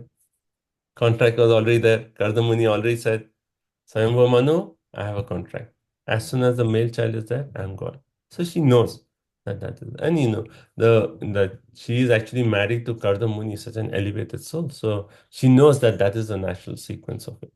But her lamentation, like here, the lamentation is just her body is still Yeah, not. that's just But right. later on, her lamentation will be when she gets daughters, her lamentation is, oh, I need a son. Right? So we'll see that later how it comes. Okay. 23. Imajyasmin rade dhiru vimanam idam aruha idam shukla kritam tirtham ashisham yapakam nrinam. Hare Krishna translation. My dear Devaki, you look very much afraid. First bathe in Lake Bindu Sarovara, created by Lord Vishnu himself, which can grant all the desires of a human being, and then mount this airplane. Hare Krishna. So Devotee understood that. Why was she actually still not pleased? Because her body was emaciated. And she's like, how can I unite with my husband with this body like this? Right? And Kardamuni says, oh, fearful one. Biru means oh, fearful. That you look very much afraid. But don't worry. Just follow this, right? Just go to this lake, right? So we know how we discuss how Bindu Sarovar was actually formed. How was Bindu Sarovar formed?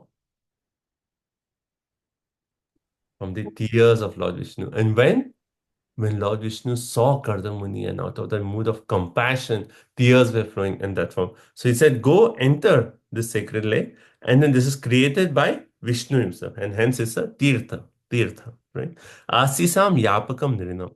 This will fulfill the desires of all human beings. And then after that, Vimanam idam aruha. Then you come back to the airplane. Right? So Prabhupada says still there is a system to go to place of pilgrimage and take bath in the river. You go to Vrindavan, you take bath in Yamuna. You go to Prayagraj, you take bath in Ganga. Right? So the Tirtha Asiyam Yapaka refers to fulfillment of desires by bathing in place of pilgrimage. Right? Even in Rupa Goswami has written this Yamunashtakam. Right? So in Yamunashtakam is actually a prayer that anyone who actually takes bath in Yamuna, then so first point is said it destroys the reaction of the most heinous crimes. Right? So first, all the sinful reactions, even the most horrible signs are washed away. Second, she increases the flow of confidential devotional service, Raganuga Bhakti. So in the translation, it actually mentioned that she actually gives us the spontaneous, the confidential devotional service to Krishna for Nanda Nandana within one's heart. That's the second point. And third, she blesses everyone who simply desires to reside on her banks. And, anyone who desires, okay, you take bath in Yamuna, and you say like, okay, I desire to reside here, she gives blessings to everyone. May the Yamuna Devi, the daughter of Surya Devi, always purify me. Mam punatu sarvadarvinda bandhu nandini. So it's a beautiful Yamunashtakam. But we see, so the point is, by bathing in these holy rivers, one can fulfill one's desire. So with Yamuna Devi, it was what?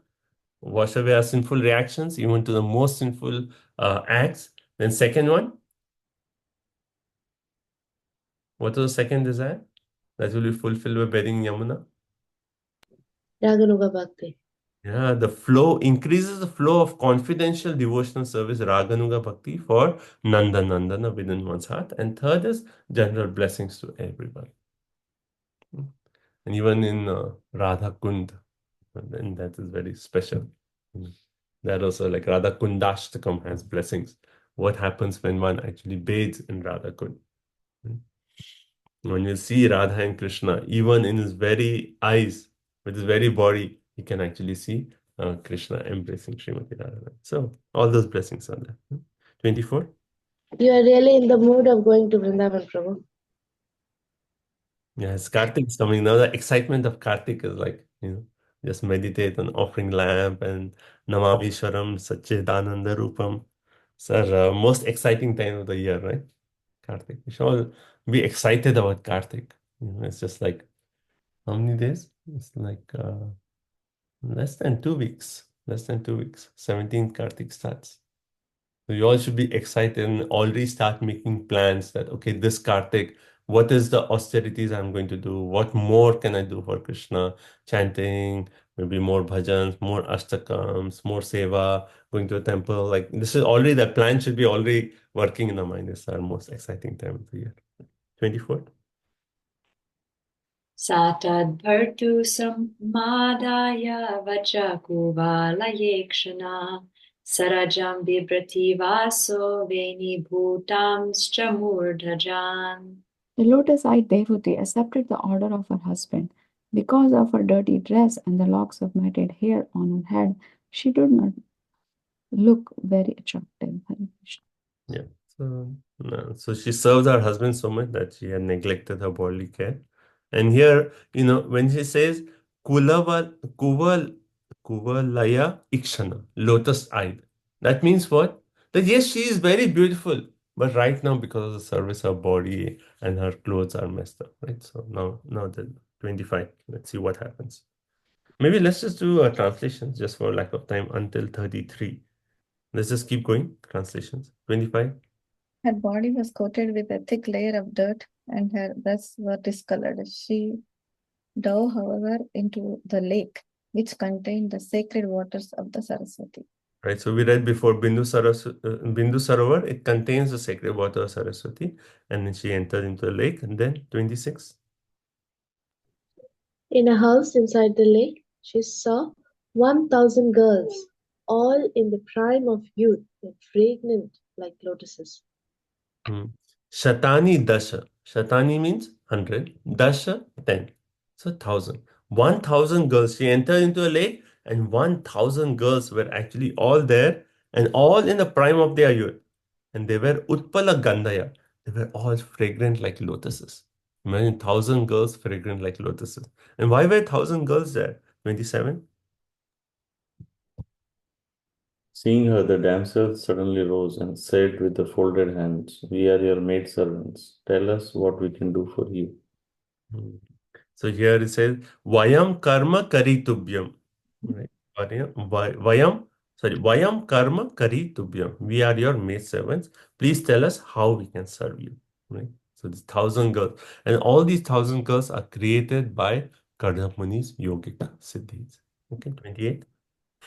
The girls were very respectful to Devahuti, brought her forth, and after bathing her with valuable oils and ornaments, they gave her fine, new spotless cloth to cover her body. So they were very respectful devotee. They bathed her, costly oils and then nice clothes. 29.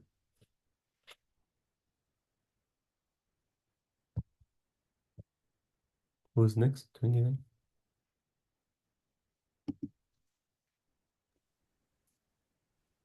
Vaishali Mataji? Or Lavanga Mataji? Hare Krishna, Mataji. Sorry. Okay, go ahead.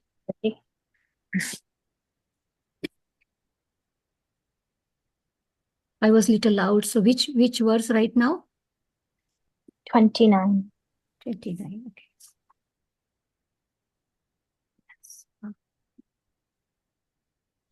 Translation, Srila Prabhupada ki jai. They then decorated her with very excellent and valuable jewels, which shone brightly. Next, they offered her food containing all good qualities and a sweet inebriating drink called Asav. Hare Krishna.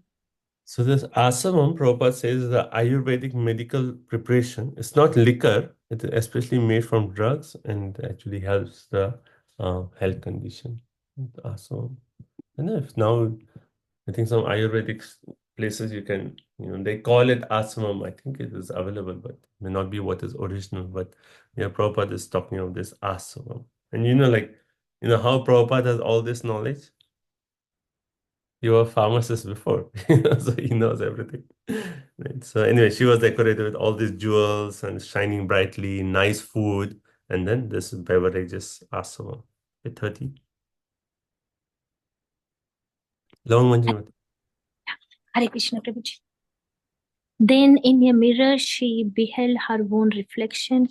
Her body was completely freed from all dirt, and she was adorned with a garland, dressed in unsullied robes and decorated with auspicious marks of tilaka. She was served very respectfully by the maids. Hare Krishna. Okay, so she saw herself in the mirror and she was all beautifully decorated with garlands, all the dirt from her body had all gone, auspicious tilak signs, etc. 31.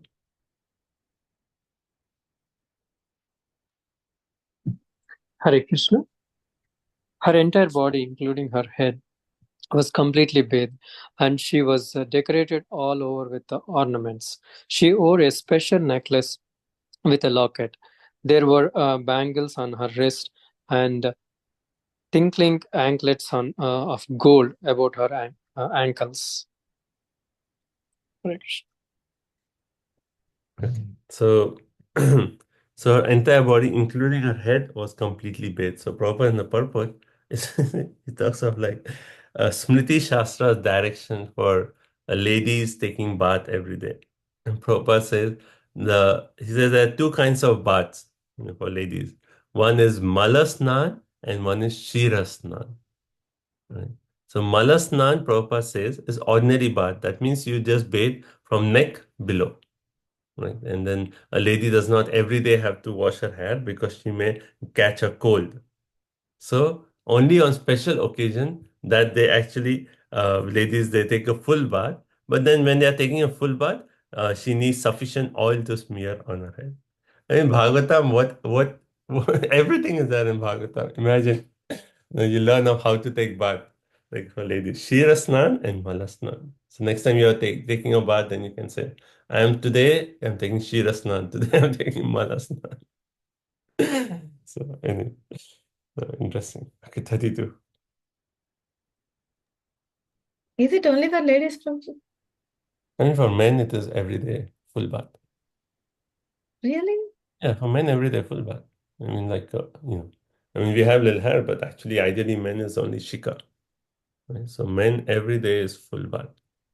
I mean, for men, the standard is even in the day, you have to go use your bathroom, full bath. This is for men, it is always full bath.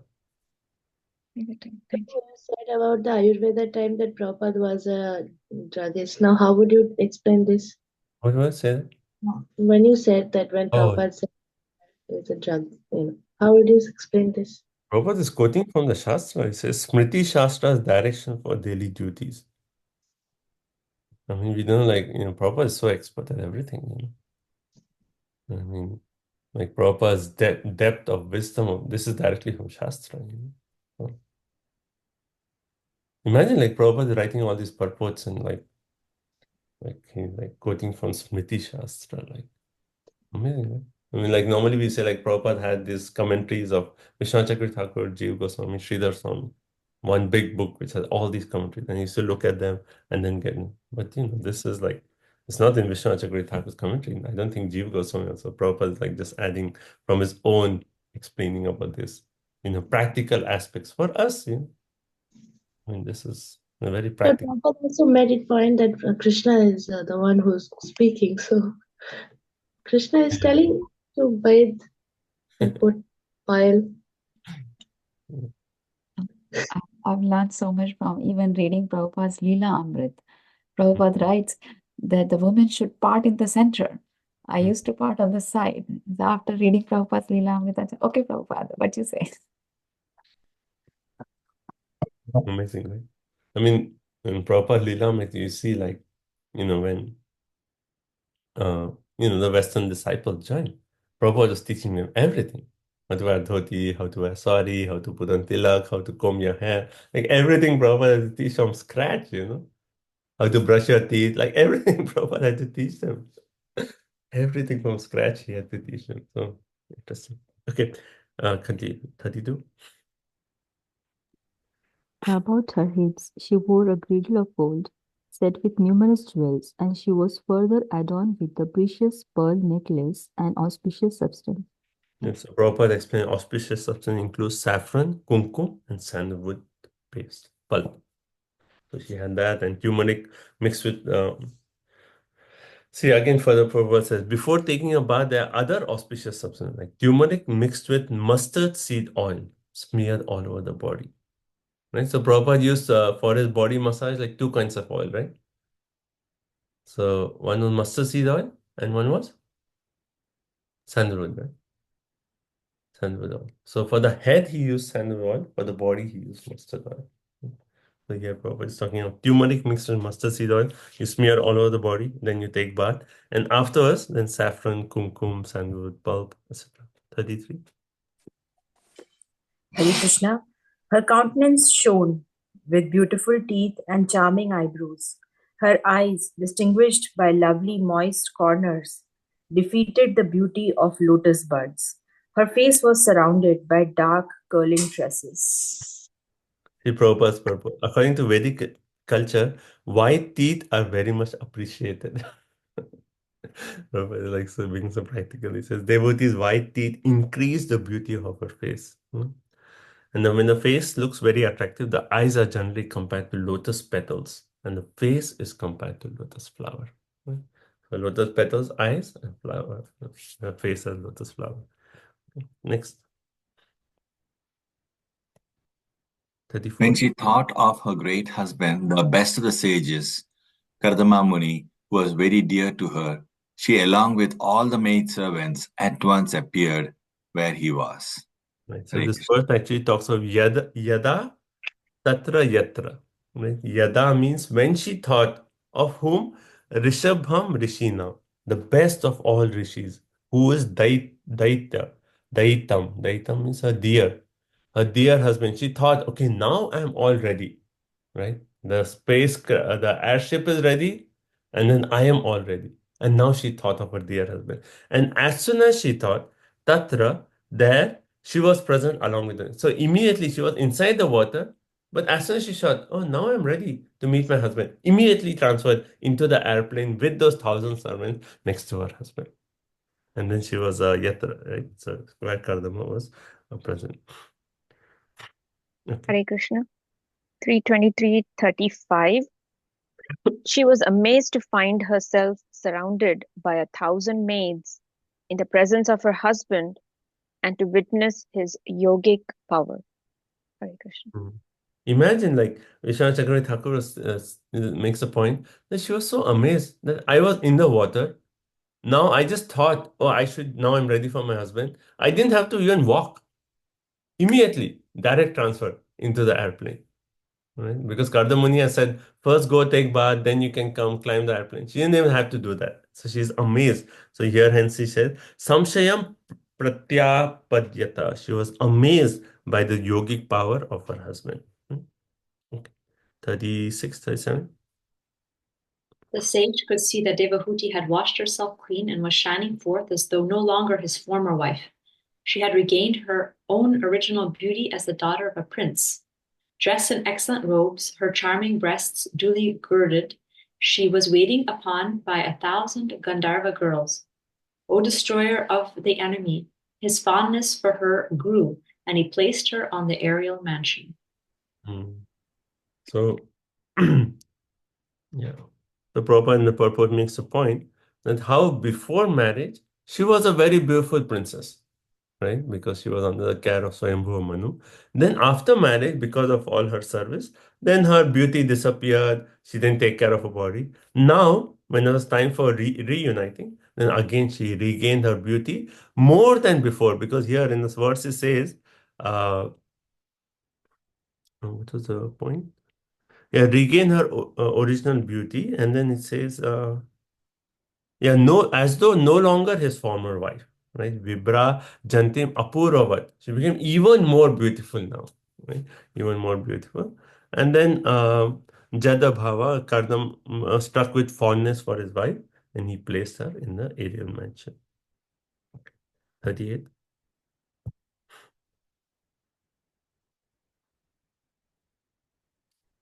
Hare Krishna.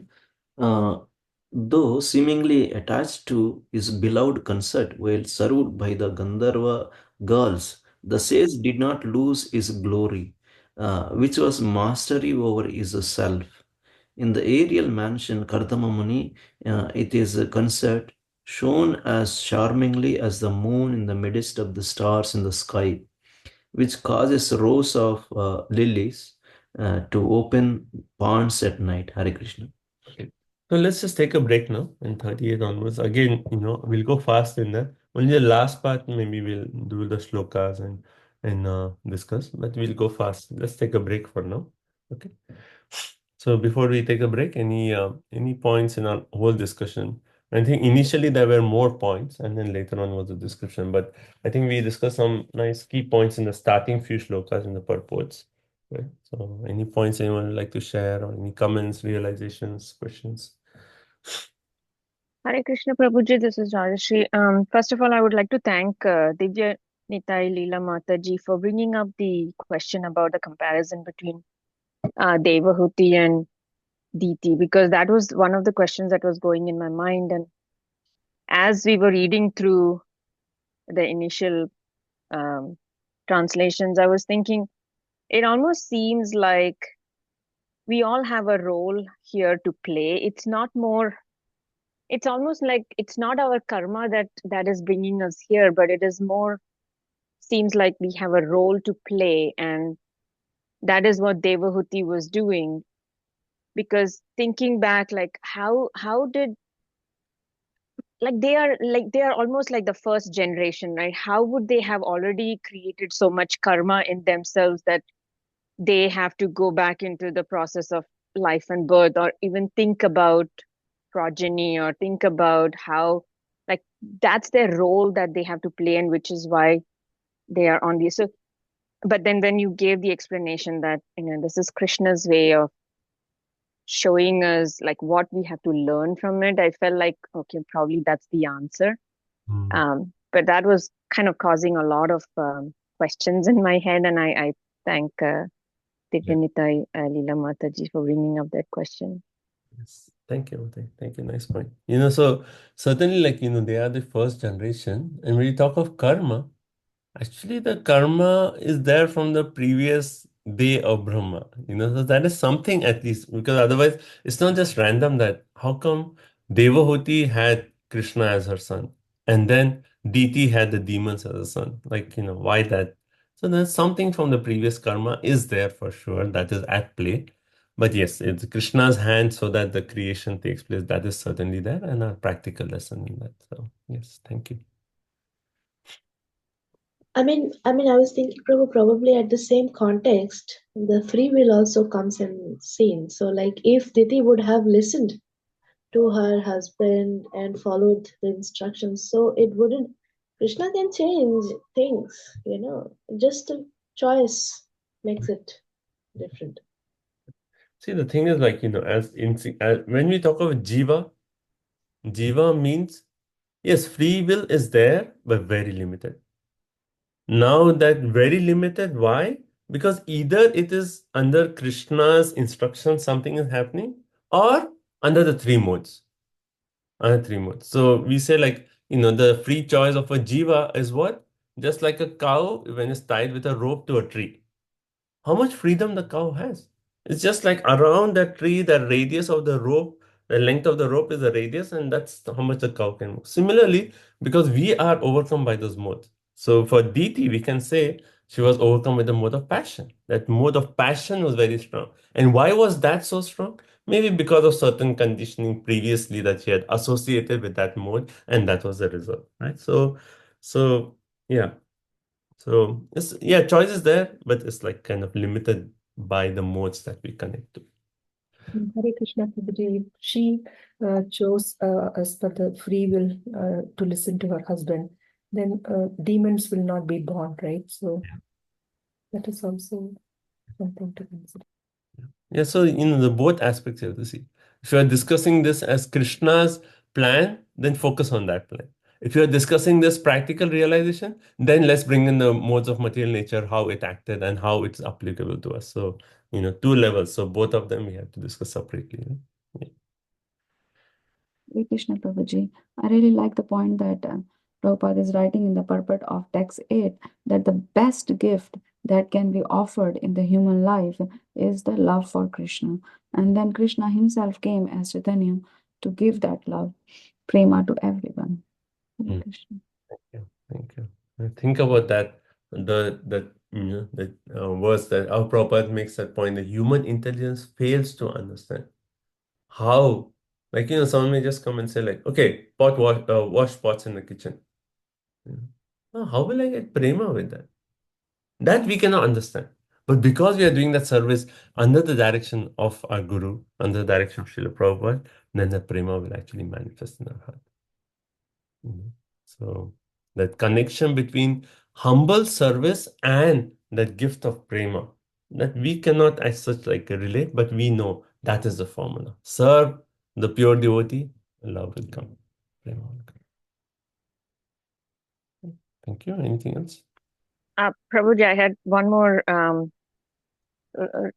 don't know if it's just a compare. So initially we were talking about how Devahuti, without any doubt and without any envy, she kind of served her husband, and I was just thinking about our Bhagavad Gita class, the last chapter.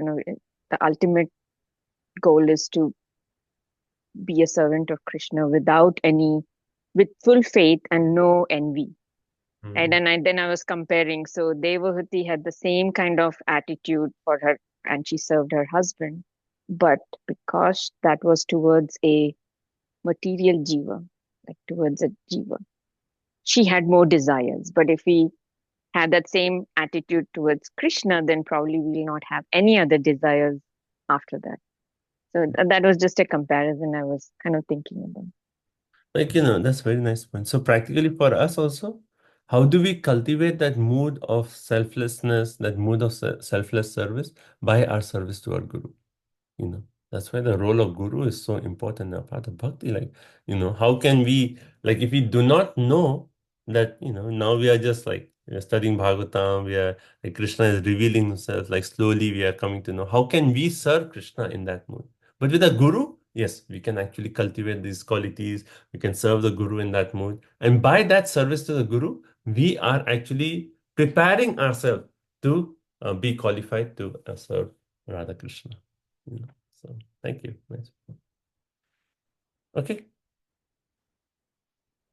Okay, so let's take a 5 minutes break. And also, I just like today, last night, I just woke up in the morning and I saw so hopefully by this Tuesday or Wednesday, I will have all the questions for your next workbook. So the Prabhu, like my mentor is Dean Gauranga Prabhu from Chowpatty Temple. So he said by Tuesday or Wednesday, he'll send me all the questions for remaining up to 6th canto. So once I get that, then this week workbook, I think everyone should be getting. Okay. Okay. Thank you all so much. And also the practical points I posted on the group, the exam on the 19th. Right? Everyone saw that. And also if 19 you're busy, you can you want to do it before Kartik, you can do it also anytime during. If you're ready before, just tell me a time. I will just send you the question paper. You can take it. So even if you want to take before that, that's fine, right? Anytime, just send me a message. It's easy for me just to send you the question paper and you can just do it. The 19th is the exam, and then by the end of the month, the essay for these chapters, for those chapters. Right? And then also the second chapter shloka. So few devotees have already recited, right? So those who have not done, please contact Ratna Radhika. She says she will be there and you can just recite to her. So she'll and then okay. So let's try to do it before the end of the month. Keep up everything. And also now because now like festival time is a little low, so I'm catching up with all the grading. So everything should be I should be up to date soon with everything. Thank you so much. Let's come back in 5 minutes. Srila Prabhupada ki jai.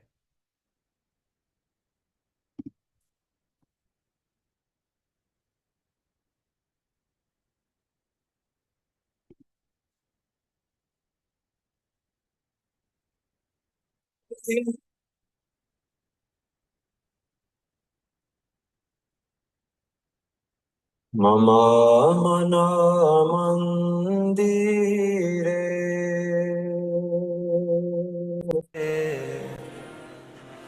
Rahanishi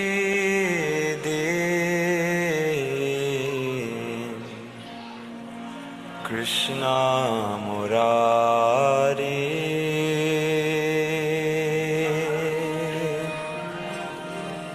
Shri Krishna Murari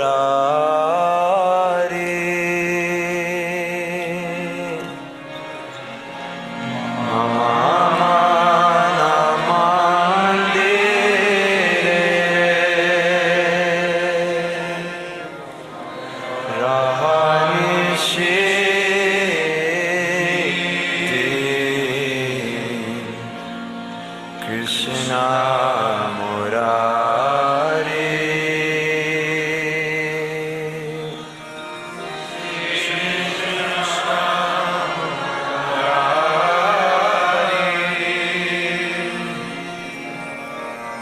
Mama Mana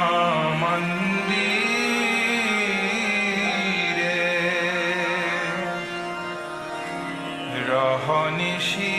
Rahanishi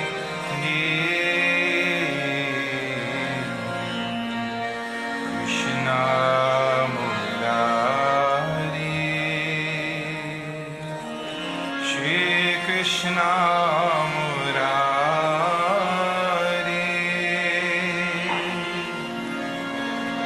Mama Mana Mandire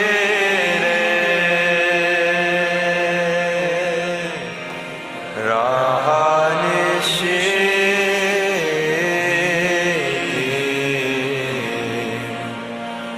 Krishna Murari Shri Krishna Murari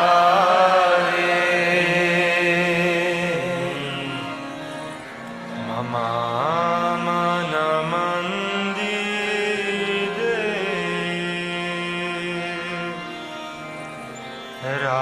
Rahanishi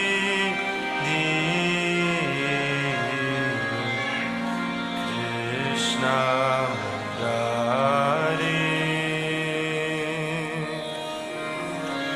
Shri Krishna Murari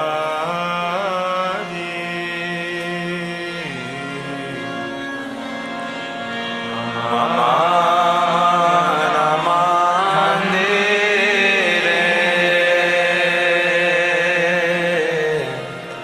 Rahanishi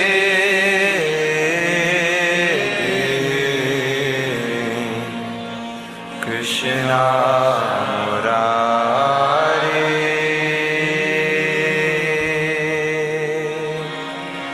Shri Krishna Murari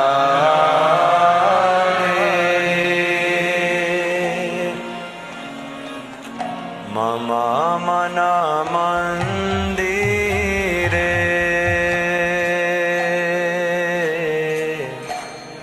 Rahanishi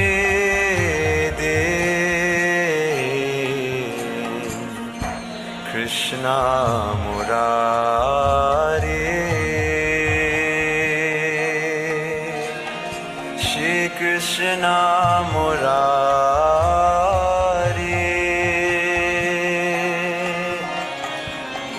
Mama Mana Mandire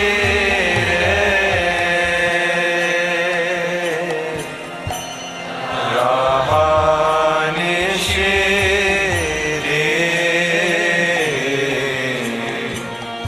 Krishna Murari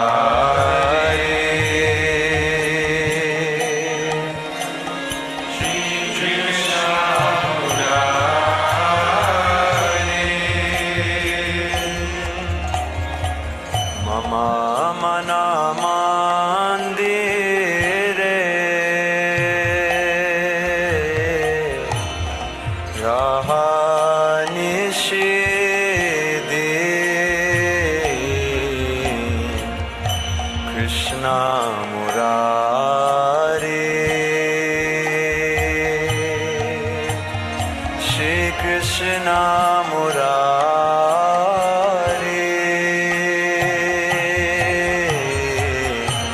Mama Namandire,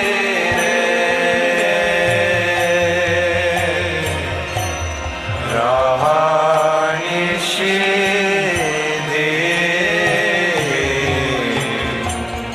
Krishna Murari,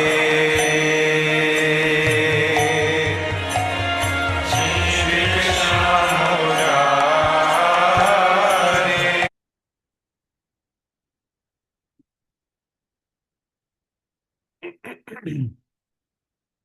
Hare Krishna, Krishna Krishna, Hare Hare, Hare Rama, Rama Rama, Hare Hare. Okay, Hare Krishna, everyone. So let's continue. So text number 838, we read the translation. So basically here it says 38, Tasmin, in that airplane, Alupta Mahima. Mahima means his glories. Alupta, he did not, Alupta is like hide or like lose his glories. Why is it saying he did not lose his glories? Why did Kardama not lose his glories? Because now he's actually with his wife. So Priyaya with his beloved wife. And then Anurakta. Right? Anurakta is also said in the stages of higher stages of love. Anurakta, he was seemingly attached to his wife, right? And Vidya Dhari Bihi, that all the Gandharva girls were not only serving his wife, but they were also serving him. So imagine, like, he's in that special airplane, he's being served by all these Gandharva girls, and then he seems seemingly attached. No, but Kardama still, he did not lose his glory. Right? And then it's described that how it looks so charming that he was like the moon, and then Devahuti and all the girls were like stars. So on a full moon night, if you just see the sky, you have moon, all the stars. So that's how Kardamuni in that airplane with the girls, he looks so beautiful. Okay, next 39. Okay, who read last? Hare Krishna. Go ahead. Translation. In that aerial mansion, he traveled to the pleasure valleys of Mount Meru, which were rendered all the more beautiful by cool, gentle, fragrant breezes that stimulated passion. In these valleys, the treasurer of the gods, Kuvera, surrounded by beautiful women and praised by the Siddhas, generally enjoys pleasure. Kardama Muni, also surrounded by the beautiful damsels and his wife, went there and enjoyed for many, many years. Hare Krishna.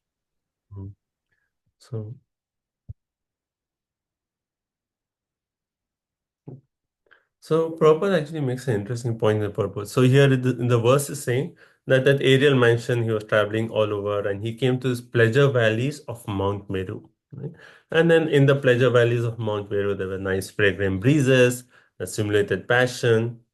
And then it is described that how Kuvera, the treasurer of the demigods, he generally enjoys there. So Prabhupada says that how we have 8 directions, actually 10, but 8, let's focus on 8, right? North, south, east, west, northeast, southeast, right? All those 8. So Prabhupada mentions there are presiding deities for each one of these directions. So he says for the east, if you're writing notes, on the east is Indra, then southeast is Agni, then Yamaraj, then Niritti, then Varuna, then Vayu, then Kubera, right? So these are the 8, right? And Prabhupada is making that all these 8 personalities who are predominating deities of the 8 heavenly planets, they actually come to this place of Mount Meru to actually enjoy, right? And this Mount Meru is situated between the sun and the earth, right? So Kardamuni, he traveled throughout the 8 directions controlled by the different demigods. Right. And also Prabhupada makes another point that though it was, Kardamuni was surrounded by young, beautiful girls and sex stimulation naturally became prominent. So Kardamuni was sexually stimulated. He enjoyed with his wife for many, many years. But his sex indulgence was praised by many, many siddhas. I mean, imagine they're having sex and enjoying, But the Siddhas are praising, oh, see, so nice. Why? Because Kardamuni and Devoti are uniting for creating progeny. Because their purpose is to produce good progeny for the universe, and hence all the sages were like, oh, see, Kardamuni and Devoti, now they are uniting. That means there'll be good population. So they were all pleasing that effort. Next, 40. Satisfied by his wife. Satisfied by his wife, he enjoyed in that aerial mansion not only on Mount Meru but in different gardens known as Vaishrambaka, Surasena, Nanda, Pushpa, Bhadraka, and Chaitratha, and by the Manasa Sarovar Lake. Hare Krishna. So you're enjoying with his wife in that aerial mansion, and they're traveling. Imagine, like this. First of all, we read the description of the whole aerial mansion. Then we talked about 1,000 girls, how she became so beautiful. Now, with this 1,000 girls, his wife being served, that aerial mansion is going to all these 8 different directions, 8 heavenly planets, and then plus all these gardens like Surasena Garden, Nandana Garden. We have heard of this, right? Nandakanan Garden in Swargaloka, Manasa Sarovar, etc. They're going to all these gardens to enjoy. 41. He traveled in that air through the various planets as the air passes uncontrolled in every direction. Coursing through the air in that great and splendid aerial mansion, which could fly at his will, he surpassed even the demigods. So Prabhupada makes a point. Again, Kama Gena. So we read this when the airplane was created. There also it said Kama Gena. That means it can actually travel based on one's desire, right? So just Kardamuni was desiring, okay, now we enjoyed in this garden. Let's go here. Immediately the airplane, without a driver or anything, would just go to that place, right? And then it says Vyamanikan Atyasheta. It surpassed demigods in their airplanes. So Prabhupada makes a point that demigods, like so many different demigods, they have a particular place, right? So they are restricted to travel within their orbit. Like how we are here on this earth. We are restricted to the earth, right? We as such cannot go. I mean, we are trying to go to different planets, but actually that is, Prabhupada makes a very interesting point, that is against the laws of nature. Why? Because we are given a particular body based on our karma, and this is the house we have given. Okay, stay here, try to execute your karma and so on. Now, if you are breaking the laws of nature, we are saying, okay, I don't want this. I want to go to some other. But you don't have the karma, right? You don't have the karma. How can you go to moon? Prabhupada says, like, moon is a heavenly planet. Now we are sending all the spaceships to the moon, but moon is a heavenly planet. Unless you have that good karma to go to the moon, you cannot actually go there. So it is actually against the law of nature to actually travel to all these different places. And then Prabhupada makes the point that demigods are restricted to their orbits. We are restricted to this earth planet. But Karda Muni was so powerful that his power exceeded that of the demigods, and he could travel to different demigods, different gardens here and there, and he was actually beyond the demigods. And why was that? Because not only he was a great mystic yogi, but he was also a devotee of the Supreme Personality of God. You have a question, Martin? Karuna, Purnashakti? A comment? You're on mute, Martin. What we refer to as the moon is a satellite of the Earth. And it's what we're calling the moon is not really a planet. So when Prabhupada refers to the moon, is it different than what we commonly refer to as the moon? I mean, this is a whole topic of discussion, but Prabhupada did mention that what moon we see in the night, that is actually the heavenly planet moon. And Prabhupada did mention that maybe where the spaceship is going is actually we're going to the Rahu planet. Right? He did say that because they're, like they go to the planet and they say like, oh yeah, it is all dark, it is all this, So, and also Prabhupada said different, like there are like other points also that Prabhupada said. So one, he said that maybe they went to Rahu. Why? Because it's all dark. They said like everything we see is dark. So Rahu is a dark planet. So maybe they went there. Second thing that Prabhupada said, that even, oh yeah, the second point that he said, like he actually talked of in terms of distance. So if you see in the fifth canto, when you study the entire cosmology and the Earth, so you have Mount Meru, right? On that axis, we have our Bhumandala, right? Bhumandala is right around Mount Sumeru. And then around that, you have the sun, which is actually going a different axis, the moon. And if you see those illustrations, the moon is actually farther than the sun. So that moon, which is actually what is say the heavenly planets that we see in the sky, it is farther than the sun. So how is it possible that a spacecraft can actually go there? So what we understand is actually a very limited understanding of what is the entire cosmology. So maybe we are going to the Rahu planet, or yeah. I know I just my thoughts on your point, but No, one scientist has actually said that the sun, the size of the sun that looks on Earth is bigger, and moon is smaller. So that proves by that sun is ahead and moon is further behind. Proper, like, it makes things so simple. He said, like, which comes first, Sunday or Monday? Sunday comes before Monday, right? So sun is closer than the moon. Proper, like, so like that. It is like Sunday comes before Monday, therefore sun is closer than the moon. But we come to fifth canto, we'll see. The illustrations also devotees have made, and we can see how from Mount Sumeru, where we are, the moon is actually farther than the sun. So how is it possible they have gone to the moon? So, okay. Is there another question? Prabhuji, I had a question. Does that mean we cannot go to the moon? You can go to the moon provided you do the proper austerities.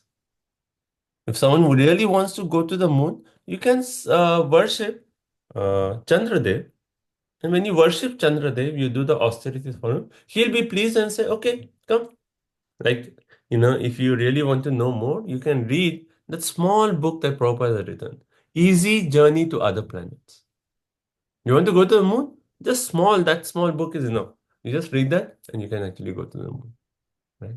But why do you want to go to the moon? That is a bigger question. Right? Why do you want to go to the moon? Just for fun? Why do you want to go to the moon? See, the point is, like, even if you go to the moon, like how one person, he got that book and he told Prabhupada, what? This book? I can go to the moon? I can go to other planet? Yes, you can go. And then I can come back? Prabhupada said, why do you want to come back? When you go to the moon, why do you want to come back? See, if you want a better opulence, then go to the moon. But then why do you want to come back? And then Prabhupada said, see, this is their attachment. They don't know why they want to go. Just because it's there, let's just go see what is there. I mean, the purpose of human form of life is not just to waste it in all this endeavors. Focus on what is really important. Where do we really want to go? We want to go back to Krishna. Goloka Vrindavan, because that's our real home. So we want to go back to our real house, not to all these temporary locations for sightseeing. Yes, Okay, so 42. Let's continue.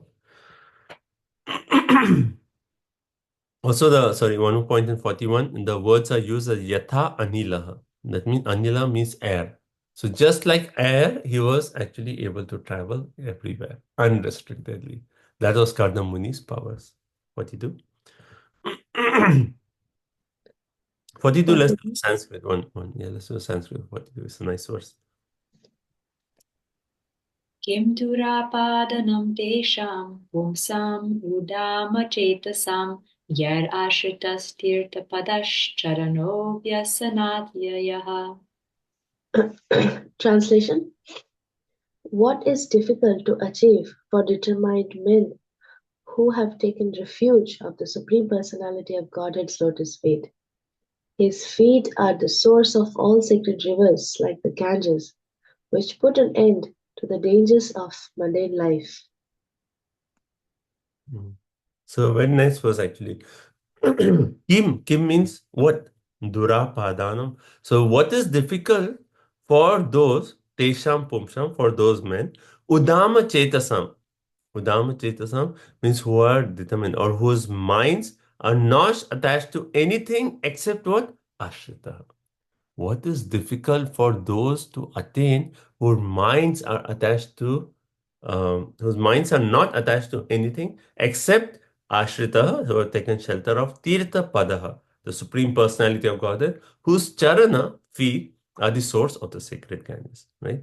Vyasana Atyapaha, which vanquish the dangers of mundane life or transcend all material limitations, right? So basically, a point Prabhupada explained that nothing is impossible for those who have taken shelter of the holy lotus feet of the Lord. Right? Why is this verse here?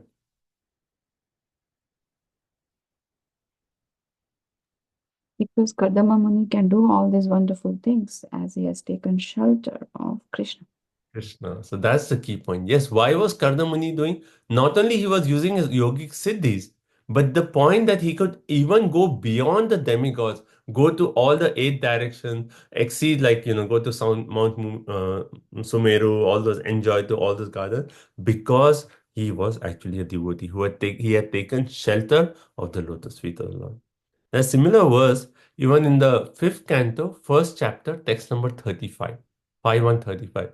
So there also, that chapter is talking of Priyavrat Maharaj, and says how Priyavrat Maharaj, he saw the sun, right? He says sun goes around the Bhumandala. So when it is going, that side of the Bhumandala has light, but other side is in darkness. He said, I don't like this system. Imagine someone saying, I don't like this system. And Priyavrat Maharaj, he actually said, okay, sun is that side. I will be on a chariot on the opposite side. And from my chariot, I will radiate so much light that even the other side there will be there. That shloka comes. And then after that, Sukadeva Goswami says, 5135, he says, similar point, that a devotee who has taken shelter of the dust from the lotus feet of the Lord, he can transcend the influence of all hunger, thirst, lamentation, illusion, death. So what is wonderful for that devotee who has actually taken shelter of the lotus feet of the Lord? Nothing is impossible for that devotee. So Hanumanji jumping all the way, how many months is it? From the tip of current India all the way to Sri Lanka. Right? It's possible. Why? Because he's a devotee of the Lord. Because Krishna can do anything. So if someone takes shelter of the lotus feet of the Lord, Krishna can empower him to do amazing things. Like Srila Prabhupada. Someone says, how is it possible? 70-year-old man who had 2 heart attacks, how can he do a worldwide movement all around the world? Establish 108 temples, travel the globe 14. How is it possible? Because he has taken shelter of the lotus feet of the Lord. Right? So that's the point. So that's why I'm preaching this. Chaitanya Charitamrita makes the point. Krishna Shakti Bina Tahar Nahi Pravartan. Even to actually convince others, if you want to preach successfully, what is the success to actually preach?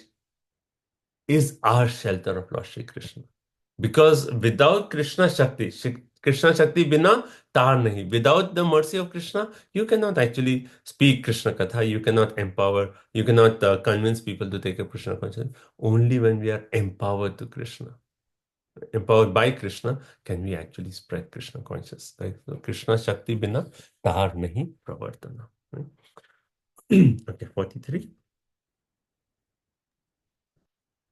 Prekshayitva bhuvo golam patnyaivavan swasamstaya bhavascharyam mahayogi shvashramayan yavartata. After showing his wife the globe of the universe and its different arrangements, full of many wonders, the great yogi Kardamuni returned to his own hermitage. Right? So Swa Ashramaya. So he came back to his own ashrama. Right? So he traveled where? And he says, after showing Golam referring to Glober. After showing the Glober, that means he actually said, okay, you serve me so nicely. Now we have a nice airplane. You're nicely decorated. Let's do a universe tour. Right? Not world tour, universe tour, because they travel to all the demigods, different planets. They said, okay, let's go sightseeing Nanda Kanan Gardens. Let's go here, Mount Sumeru Valley. Let's go here. And they're just enjoying all over. So there's a whole universe tour. And then they said, like Yavan saw Samstaya. And they saw different planets and Bahu Asharyam. Asharya. Every place that devotee was like amazed. Wow, so beautiful, so beautiful, so beautiful. And then after that whole universe tour, they said, okay, now let's come back. Right? They came back to the ashram. So Prabhupada talks about this point.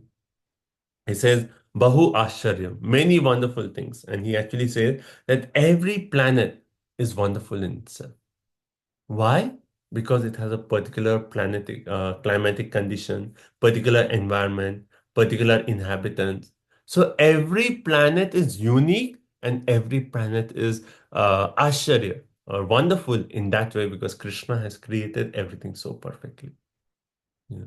It's not that, many times like with this, all these space, they travel to different planets. They're like, okay, we found water on moon. That means what? Like, okay, you found water on moon, or they say, oh, we found water in so and so planet. So our plan is that, okay, now if I want to drink water, I'll go there and drink. Like, what is the what is the point? Right? So the point is like we are trying to say like, okay, maybe there's something like Earth, so that we can go stay there and we can actually build a house there and be the Lord and Master of the. Like, if you see like from a point of Shastra, it does not make sense why you would actually say it. But the Prabhupada is making the point that every planet is unique. If you're thinking that, oh, there's another place like Earth where we can go and stay, every place is unique. Based on the karma, we are actually sent to these different places, right?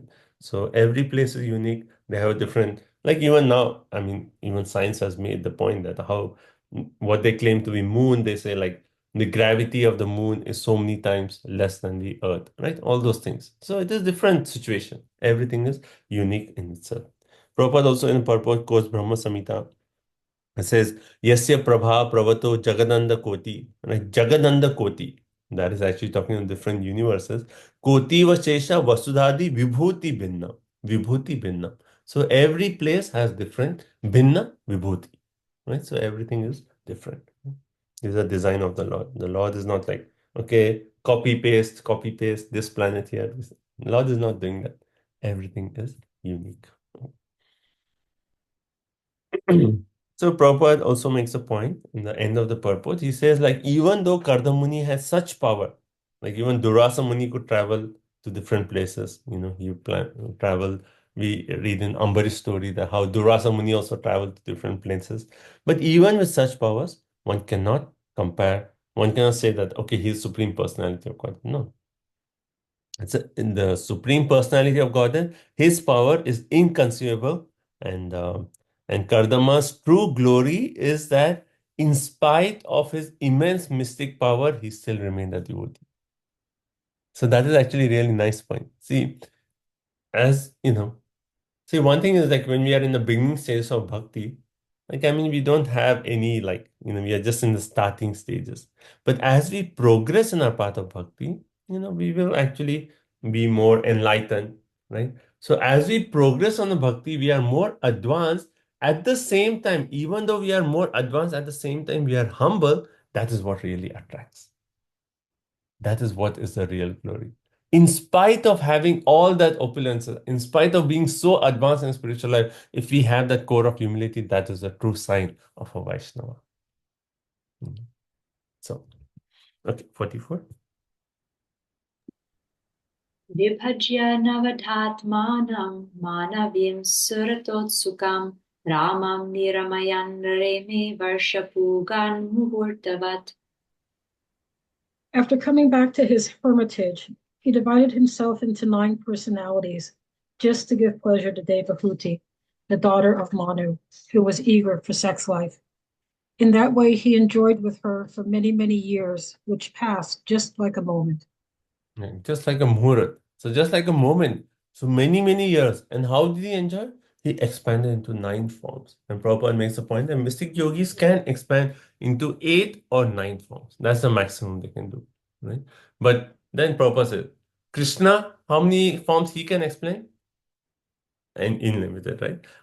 Ananta Rupa, right? Ananta Rupa. Krishna can have unlimited, but yogis, they can do 8 or 9. So he explained the 9 forms, and then with that 9, he was actually enjoying with Devahuti for many, many years. But all that passed just like one muhurat, one moment. 45. This is the translations. Let's go, because I want to complete this chapter. Next. Translation, Srila Prabhupada ki jai. In the aerial mansion, Devahuti, in the company of her handsome husband, situated on an excellent bed that increased sexual desires, could not realize how much time was passing. Hare Krishna. Right? So they were enjoying in the airplane. And the bed itself, they said the excellent bed that increased their sexual desire. And they forgot how time was passing. 46.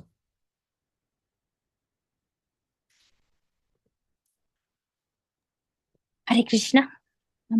While the couple who eagerly longed for sexual pleasure were thus enjoying themselves by virtue of mystic powers, 100 autumns passed like a brief span of time. Hare Krishna. So it says manak. Manak means like a short time. And word shatam vyatiyo sharadaha. 100 sharada, 100 autumns. Imagine like 100 years passed by. Just like a brief span of moment. And they were just enjoying. So see what is our over theme, what we have seen? The nectar of attachment and detachment. Right? And now in this Grihastha ashram, what are we seeing? That moment of attachment. Right? And they are true. In that Grihastha ashram, okay, this is our phase, and they are actually relishing that phase. So they are really enjoying. Right? So this point, I was thinking about this point, that how when enjoying the senses with sense objects, we lose track of time. Isn't it? We go on Facebook and then we start like, so like, okay, 5 minutes, tuk, tuk, tuk, tuk, tuk. And then what? 1 hour gone, right? We lose track of time, right? And so when we are enjoying our senses, when we lose track of time, why is that? Because our consciousness is now covered by the influence of Maya.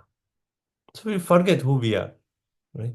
Just like how Krishna makes a point in 2nd chapter of Bhagavad Gita, he says, once when we contemplate the objects of the senses, then attachment develops. From attachment, lust, then anger, then greed, and loss of memory, loss of intelligence. So we forget. We don't even realize, like, oh, I have to do this other, even that's material thing, we forget. And we just lose track of time, right? And then after doing that, after spending that 1 hour, how do we feel? We don't feel satisfied. We are like, okay, I did that. Oh, why did I waste time? We feel dissatisfied. We feel more attached to that aspect. But on the other hand, when we are hearing Krishna Katha, if we are really absorbed, that also we can lose track of time. Yes, right? Normally when we go to Govardhan retreat, and there we have like classes, different classes during the day, like whole days classes. And when you sit for the classes, like I'm scared to look at my watch because it may be over now, but I don't want it to go over. Let it keep going on. Like we get that taste, right? So there also we can lose track of time, but that will happen only when we get taste. But that losing track of time is actually a state which Bhagavatam describes. What is that? Ayur Aharati Vaipumsam, right? Both by the rising and setting of the sun, everyone's lifespan is taken away except those who are hearing Harikatha. So when we hear Harikatha in that mood of absorption, where we are losing track of time, then we are actually at that stage where we have overcome that influence of time. Right? So we can lose track of time, either material side or spiritual side. You do material side, it's just Maya. You feel dissatisfied, like, oh, why did I waste time? Oh, now I should find something else. But on the spiritual side, when you get really absorbed in that, then you lose track of time, and that leads to satisfaction, a higher level of happiness, and finally it brings that attachment to Krishna. right? Satisfaction. You feel like, oh, such a nice class. Wow, so nice katha, so much nectar, and our bhakti to Krishna enhances. We feel attached to Krishna. Right? So either we have a choice, lose track of time on material side or spiritual side. The choice is ours. Okay, so 47. Go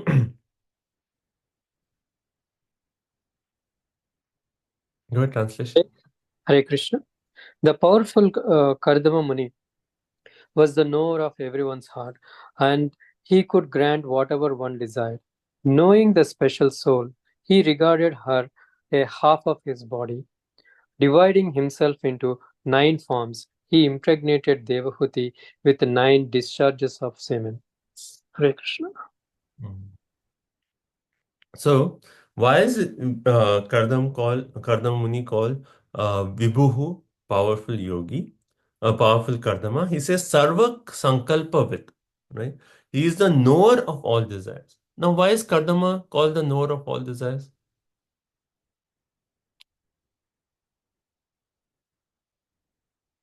He's a devotee. He's connected to Paramatma, so he knows. Yes. Okay, so that point is valid. But what kind of desire is he knowing right now? Why is this verse particularly making the point? Actually, the point is Kardamuni knew that Devahuti wanted many children, and he also knew that within her heart she wanted daughters. So he knew that Devahuti wanted many children and daughters. So then in 9 forms he deposited the semen in her, and then he impregnated Devahuti with 9 drops of semen. And then the word is used Atmavit. Why Kardamuni, all this like everything Bhagavatam is so specific. Atmavit, because Kardamuni was the knower of the soul by his intelligence. Therefore, he was detached. Now we read previously, if the desire of the wife is stronger than that of the husband, then a daughter is born, right? So when Kardama is called Atmavid, that means he is detached from that. He's like, okay, I have to do my duty. But Devotti's desire is stronger, and hence daughters are born, right? So everything. So Atmavid is there. Then the other point of Sarva Sankalpavit, because he knew that she wanted daughters, etc., etc. So everything is so particular. Okay, 48.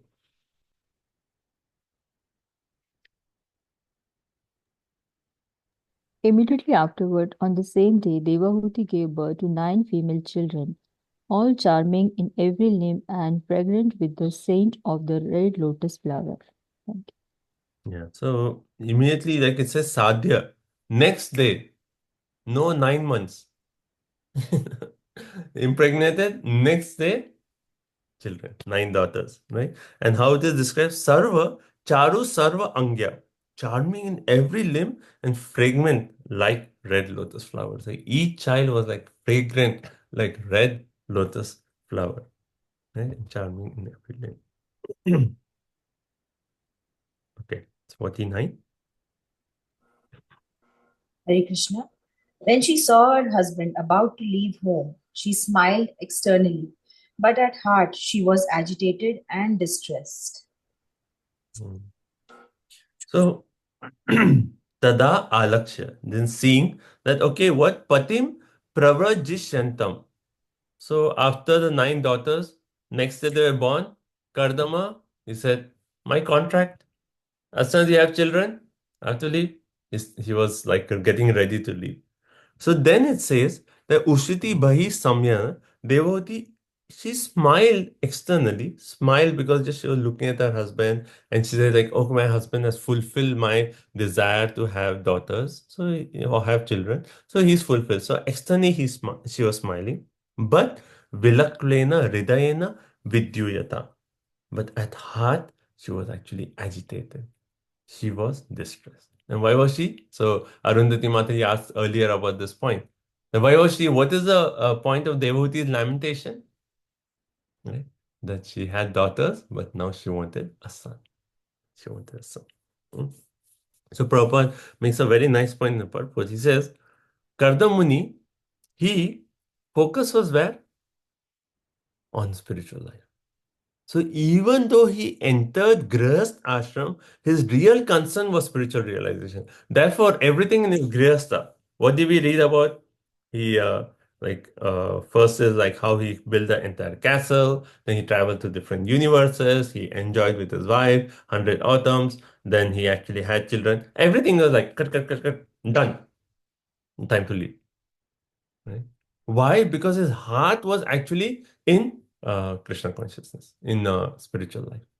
So what all the grahas duties were there, he finished as soon as possible so that he can focus on spirit. So even for us, practically, yes, we are in grahas ashram, right? So while we are going through grahas ashram, we should always keep what is our priority in life. Our priority in life is bhakti, is our Krishna consciousness. How can I serve Krishna? How can I increase myself? So if that is our priority, then we'll do all the duties of Grihastha ashram, but we'll actually focus. Okay, now is this so and so. Let me do it. Let me do it. Okay, done. Okay, done. Okay, now I'm ready. Let's move on to the next phase. Let's move to Vanaprastha. Let's focus exclusively on service, traveling to the dham, etc. Right? Okay, text 50. She stood and scratched the ground with her foot, which was radiant with the luster of her gem-like nails. Her head bent down, she spoke in slow yet charming accents, suppressing her tears. Hare Krishna. So she was, previous verse we read that how her mind was disturbed.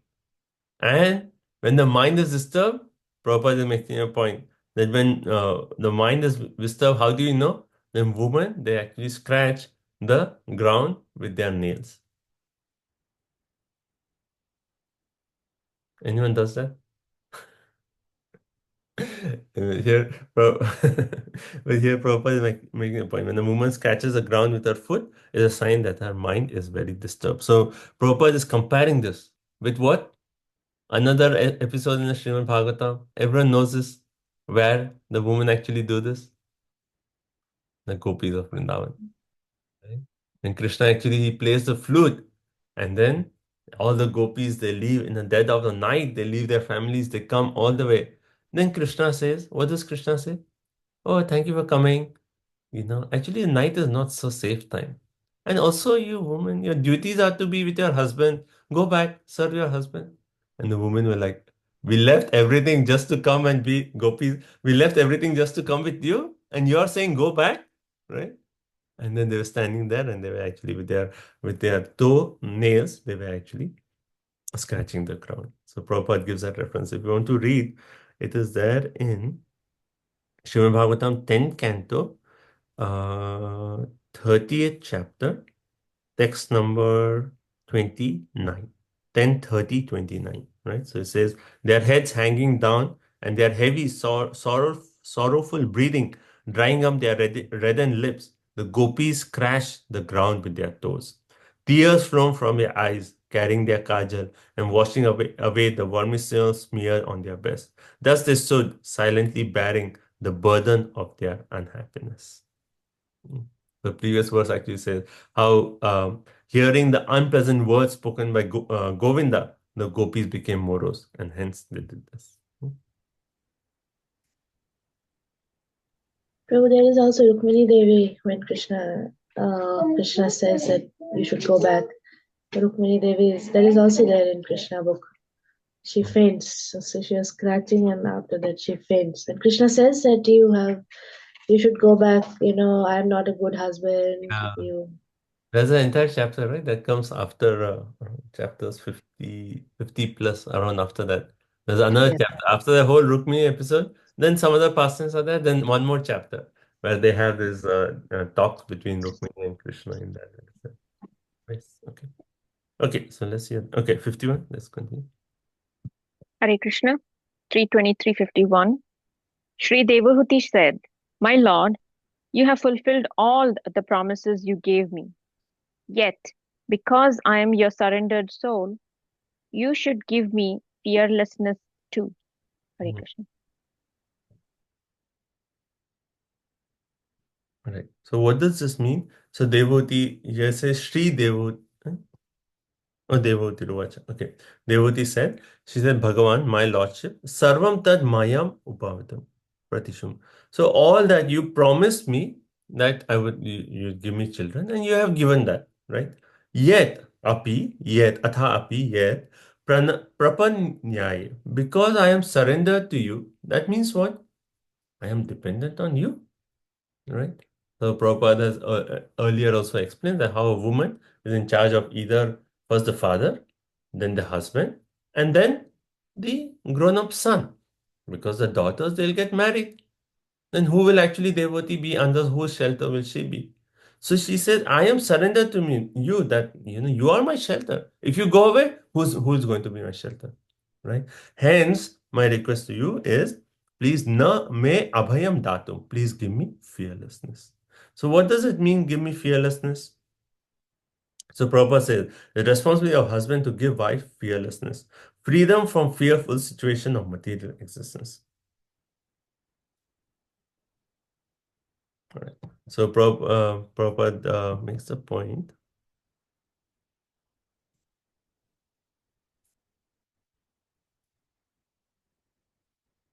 Right.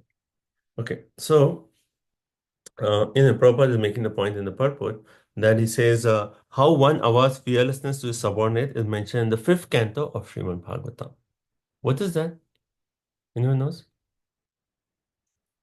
How one gives fearlessness to the dependent is mentioned in the 5th canto of Srimad Bhagavatam. And then further Prabhupada says, one cannot get free from the clutches of death. Is dependent. He should not become a spiritual master, a husband, or a princeman. Right? So now we know the verse, right? So this is 5:5:18. Right? 5:5:18. Guru na sasyat, swajano na sasyat, pita na sasyat, janani na satyat, daivam na tatswan na patischa sasyan na mochedya samupeta mityum. That means what? Do not become a spiritual master, do not become a father, do not become a husband, do not become a mother, do not become a worshipful demigod. Why? If you cannot deliver your dependence from the path of birth and death, then do not take this position of responsibility. See, when we take a position of responsibility, then we should fulfill that responsibility, right? And when we are actually giving shelter to someone, we are actually giving them fearlessness.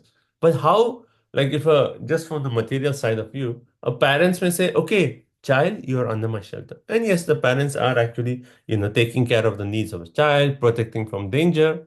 But any parent is limited on how much they can do, right? So the real fearlessness can be given when one actually gives them shelter of Lord Shri Krishna. One gives them devotion to Lord Shri Krishna. That is the highest form of fearlessness. And that is the highest form of shelter, highest form of protection, is to connect that person to the shelter of Krishna. Because, even as a parent, you may say, okay, I am there for your protection. But what guarantee is there how long you're going to live? Right? But if they give them Krishna, then yes, Krishna's protection is always there. Okay, so there are a few more shlokas here, 52 to 57. And these are nice shlokas. I don't think I want to rush through them. So maybe we'll do this next time. We'll start with this next time, and then we'll move on to the chapter 24. So last five shlokas are left of this chapter. So we'll do that next week. Okay.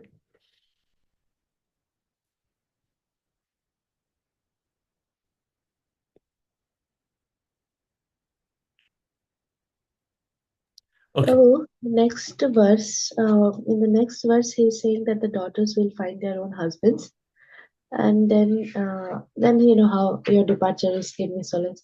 So, see, like in Swayambhu Manu's case, Prabhu, he was so concerned about his daughter. He actually took his daughter around and searching.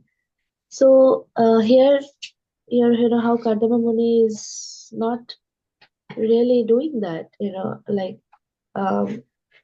So isn't that not being a good father? Like at this point, I know you are a saint, but isn't your responsibility to the children becomes priority at some time? Actually, it's an Probably point. we can discuss it next time. I mean, as you said, 52 is next time. But it's interesting, like in this case, actually Brahmaji himself comes and takes a responsibility. I mean, So of course, if the father is not present, then the not yeah, grandfather. grandfather. Grandfather. Grandfather comes and he does the responsibility. He says, okay, 9 daughters are there. Okay, here are 9 sages, get them married. So one way, like, was Kardamuni like one way not loyal to his duty? Well, the point is that Kardamuni's focus was very clear. Like, I want to focus on his spiritual life. And one way he, because he's so elevated, he kind of knew that, that okay, there are already these sages, this match will be done, and Brahmaji will take care, So it wasn't so much like, that's the whole point of the point I earlier mentioned, that Kardamuni's focus was very clear. I just want to take up the spiritual life, 100%, And so he was like, okay, these duties are there, but I know my grandfather can take care of it. It's easy for him. So it will be taken care of. So I don't need to stay just to fulfill those. Let me just go. So, Prabhuji, I think you have said before that Kardama Muni's mood, rasa, was that of Madhurya. He didn't want to mix it with, because his Lord will appear as his son. So he didn't want to mix his rasa to Vatsalya. That's also relevant. yeah, that point will come later. Yeah. But his duty to his daughters is different from that point, what you just said, right? Yeah.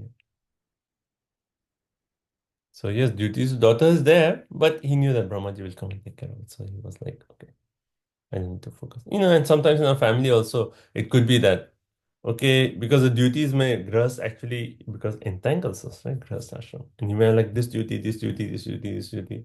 And you're like, okay, son duty, then grandson duty, then great grandson duty. It could keep going on. So at some point you have to say, okay, this duty is there, but so and so elder son can take care of it. I don't need to be focused so much. But his rasa wasn't Madhurya, right? Wasn't it more Shanta or Dasya, the awe and reverence? Kardamuni's rasa? No. Well, the point about rasa we'll discuss next time, but the point that, which is later is mentioned, that his mood was not Vatsalya. Having Krishna as a son, then naturally, if you're dealing with Krishna as your son, then you're in that Vatsalya bhav. But that was not his mood. His mood was more Shanta or Dasya, I think. Shanta or Dasya. And then he realized, like, okay, Vatsalya is not my mood. That's not my real position. So he realized, okay, as soon as son is born, I'm not having that Vatsalya rasa with my son. So that we'll discuss more in detail next time. There's no Madhurya here. He did not want to have the Vatsalya exchange, and his rasa was more Dasya. Prabhu, we got confused because Mataji, Vrindavan Vilasini Mataji mentioned Madhurya. So, Yeah. There's no Madhurya here. Sorry, Prabhuji, it was Dasya, okay. So, Prabhu, one more thing is like, how his meditation was before.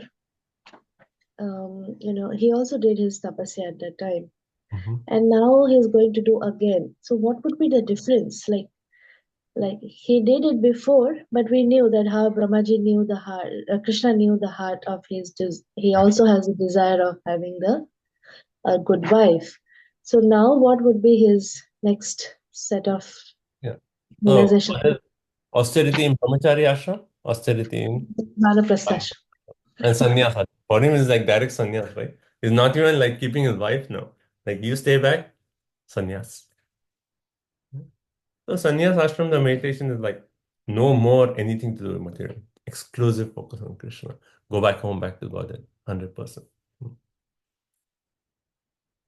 Hare Krishna Prabhuji, the 9 daughters were born in one day, right? Like just like that, he can make them get married in one day, next day.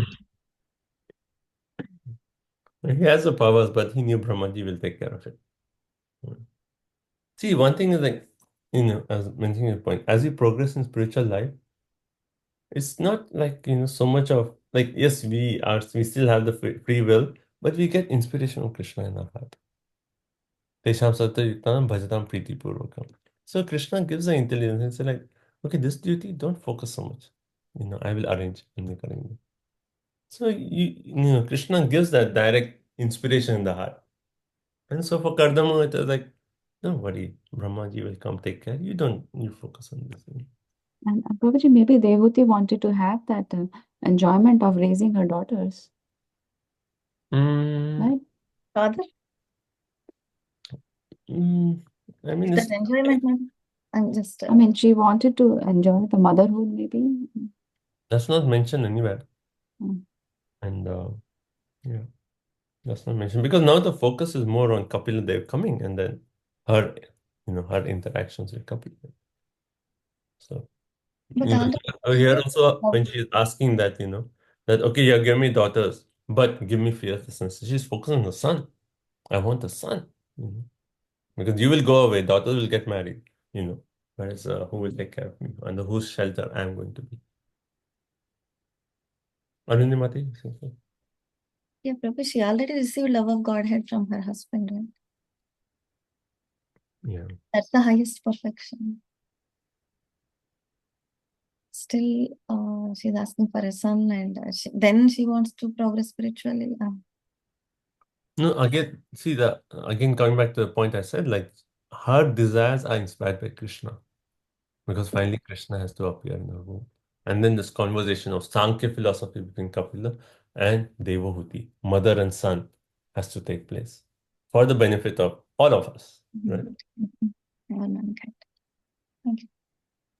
Prabhu, on the same point, I was thinking that, how love of God, and once a person gets it, he does not really apparently externally stop everything. Say like Rupa Goswami and Sanatana Goswami, they were not, they are, I mean, they're Manjaris, but externally they did not stop anything. Like they did his vidhis and very nice. Sankhya Purvaka Nama Gananati bhi, right?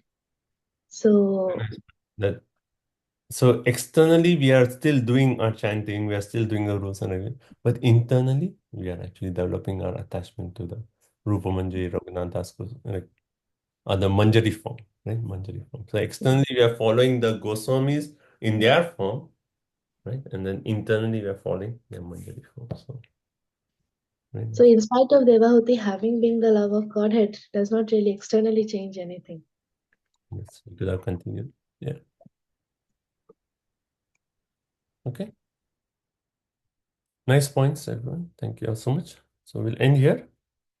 Thank you so much. Srimad Bhagavatam ki jai, Srila Prabhupada ki jai.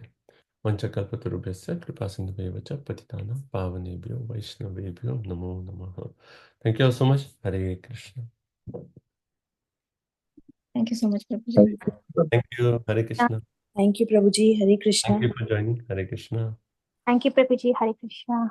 Thank you. Hare Krishna. Hare Krishna, Prabhu.